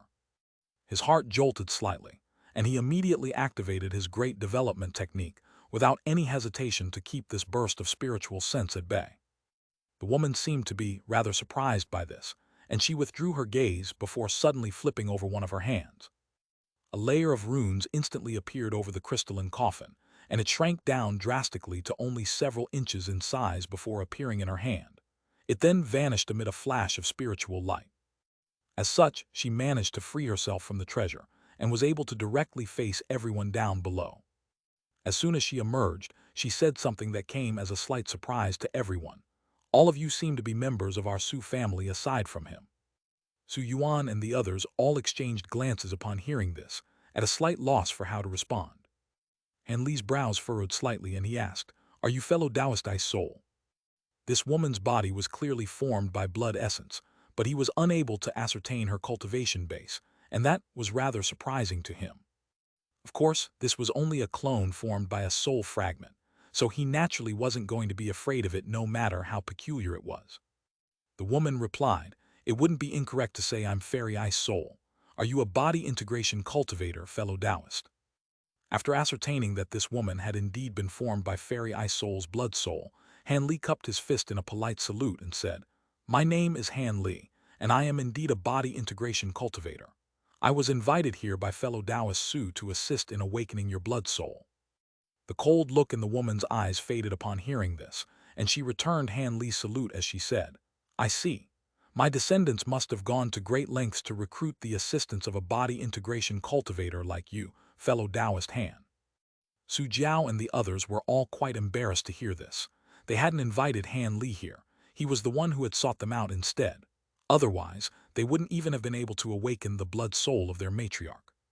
This matter has something to do with me, so it's only to be expected that I lend everyone my assistance. Besides, the two of us share a certain connection as well, Han Li chuckled. "Oh, is that so?" The woman faltered slightly before turning to the Su family cultivators down below for an explanation. "Senior Han speaks the truth, matriarch. Not only was your blood soul delivered to our family by Senior Han, he also came from the same human world as you did, and he also obtained some of the celestial blue flames that you left behind there," Su Jiao explained in a careful manner as he took a step forward. A hint of surprise flashed through the woman's eyes upon hearing this, but she saw no reason to doubt this. "I see, then I really must express my gratitude to you, fellow Taoist Han. I'll be sure to repay you for your efforts once my true body frees herself from her current predicament. I'm not looking for any reparations. I only have a few questions that I've always wanted to ask you. However, this is clearly not the time to be discussing such matters, so we'll carry on this conversation after you stabilize your new body," Han Li said with a faint smile. The woman was rather surprised that Han Li had been able to ascertain her condition, but she made no effort to deny it. "Apologies for the inconvenience, fellow Taoist. This body has only just been manifested, so I will indeed require a few days to stabilize it before I can truly fuse my blood soul and this body as one." You've only just awakened, so I'm sure you'll have a lot to talk about with your descendants. I'll leave you to their company now. Fellow Taoist Kainyu, please accompany me back to the pavilion," Han Li suddenly said to Su Kainyu. Yes." Su Kainyu faltered slightly before turning to Su Jiao, but he was quite elated to hear this, and he immediately extended a respectful bow toward Han Li. "I won't keep you any longer then, senior. After our matriarch stabilizes her new body, we'll be sure to pay you a visit and thank you for your efforts in person." The woman didn't say anything either, and merely extended a slight curtsy toward Han Li. Thus, Han Li and Su Kainyu departed from the massive hall, and only after his departure did Su Jiao and all of the other Su family cultivators rise up into the air to pay their respects to the woman. "No need for formalities. You've done very well to awaken my blood soul. Are you the current leader of the Su family?" the woman asked as her gaze settled on Su Jiao. "Indeed, I am Su Jiao, a member of the 173rd generation of the Su family, and I pay my respects to Matriarch Ice Soul," Su Jiao replied in a respectful manner. "The 173rd generation. It looks like many years have passed. Your cultivation base isn't all that powerful, but it's not bad. This blood soul of mine has inherited some of my memories, but it's not my true body. Also, all of my memories are rather incomplete, perhaps because I've been sealed for too long, so I can't remember many things. There's no need for you to refer to me as matriarch either. Just call me Blood Spirit, the woman said as she waved a hand with a wry smile. All of the Sioux family cultivators faltered slightly upon hearing this. Senior Blood Spirit, do you recall where our matriarch is and whether she's still safe and well? Su Yuan asked the question that was on everyone's mind. A grim look appeared on the woman's face, and only after a short while did she shake her head in response. Su Jiao and the others' hearts immediately sank upon seeing this. However, the woman then said something that reignited the hope in everyone's hearts. Rest assured, I'm unable to recall the whereabouts of my true body at the moment, but through the connection that this blood soul shares with her, I can tell that she's still alive and present in the spirit realm. Also, I still have some indistinct memories containing leads that pertain to her current location. Any information pertaining to our matriarch's whereabouts would be greatly welcome. As long as there are some leads for us to follow, we'll be sure to find her, Su Jiao said in a solemn manner after taking a deep breath. That won't be an easy task. I can't remember the specifics, but I do recall that my true body is trapped somewhere on another continent. I'll give you all of the details once I reorganize the memory fragments in my mind. For now, let's talk about the current situation in the human race and that body integration cultivator. I sensed a very familiar feeling from that man.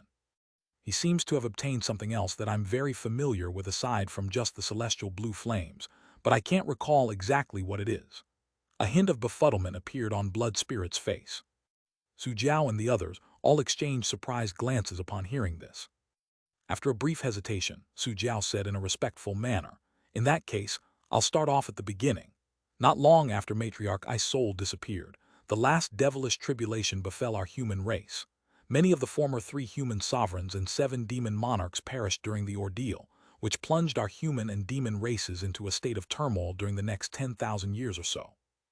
Thus, Su Jiao gave Blood Spirit a recount of the major events that had taken place during the past several tens of thousands of years, and he also interspersed his recounts with some major events that had happened in the Sioux family, including the several occasions where the family had almost been wiped out.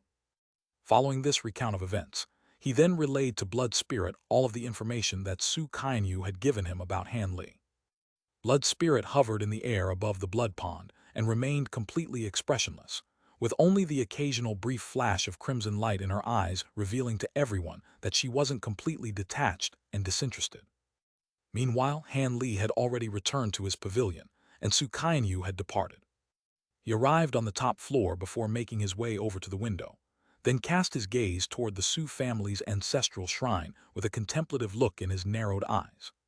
However, not long after that, Han Li strode away from the window before making his way to the center of the room. He then raised a hand to summon a yellow futon before taking a seat on it with his legs crossed. After that, he made a hand seal and calmly closed his eyes, quickly entering a meditative state. 3 days later, Blood Spirit and Su Jiao appeared outside the entrance of his pavilion. Han Li had already sensed their arrival in advance, and he invited them into the hall on the first floor in an unhurried manner. "Congratulations on consolidating your blood body, fellow Taoist," Han Li said with a smile as soon as Blood Spirit took a seat. "It was all thanks to your immense magic power that I was able to fuse this body and my blood soul as one so quickly, fellow Taoist Han. Otherwise, there's no way I'd be able to consolidate my body to this extent in just 3 days," Blood Spirit also replied with a smile. At this point, her bright red pupils had already turned black, and she looked no different from a normal human. I didn't really contribute much. Speaking of which, your blood soul secret technique truly is quite extraordinary to allow you to forge a new body so easily. It really is an exceptional life-saving ability," Han Li chuckled in response. "This blood soul secret technique is something that I came across by chance, and there are indeed a few abilities enclosed that are very useful. If you don't mind, I can pass the secret technique on to you as thanks for your efforts." Blood Spirit flipped a hand over to summon a white jade slip, then offered it to Han Li with a hint of a smile on her face. Han Li's pupils contracted slightly upon hearing this, and after hesitating momentarily, he raised his hand to draw the white jade slip into his grasp. He then injected his spiritual sense into the jade slip in a calm manner. Blood Spirit displayed no outward reaction to this, but a hint of barely detectable surprise flashed through her eyes.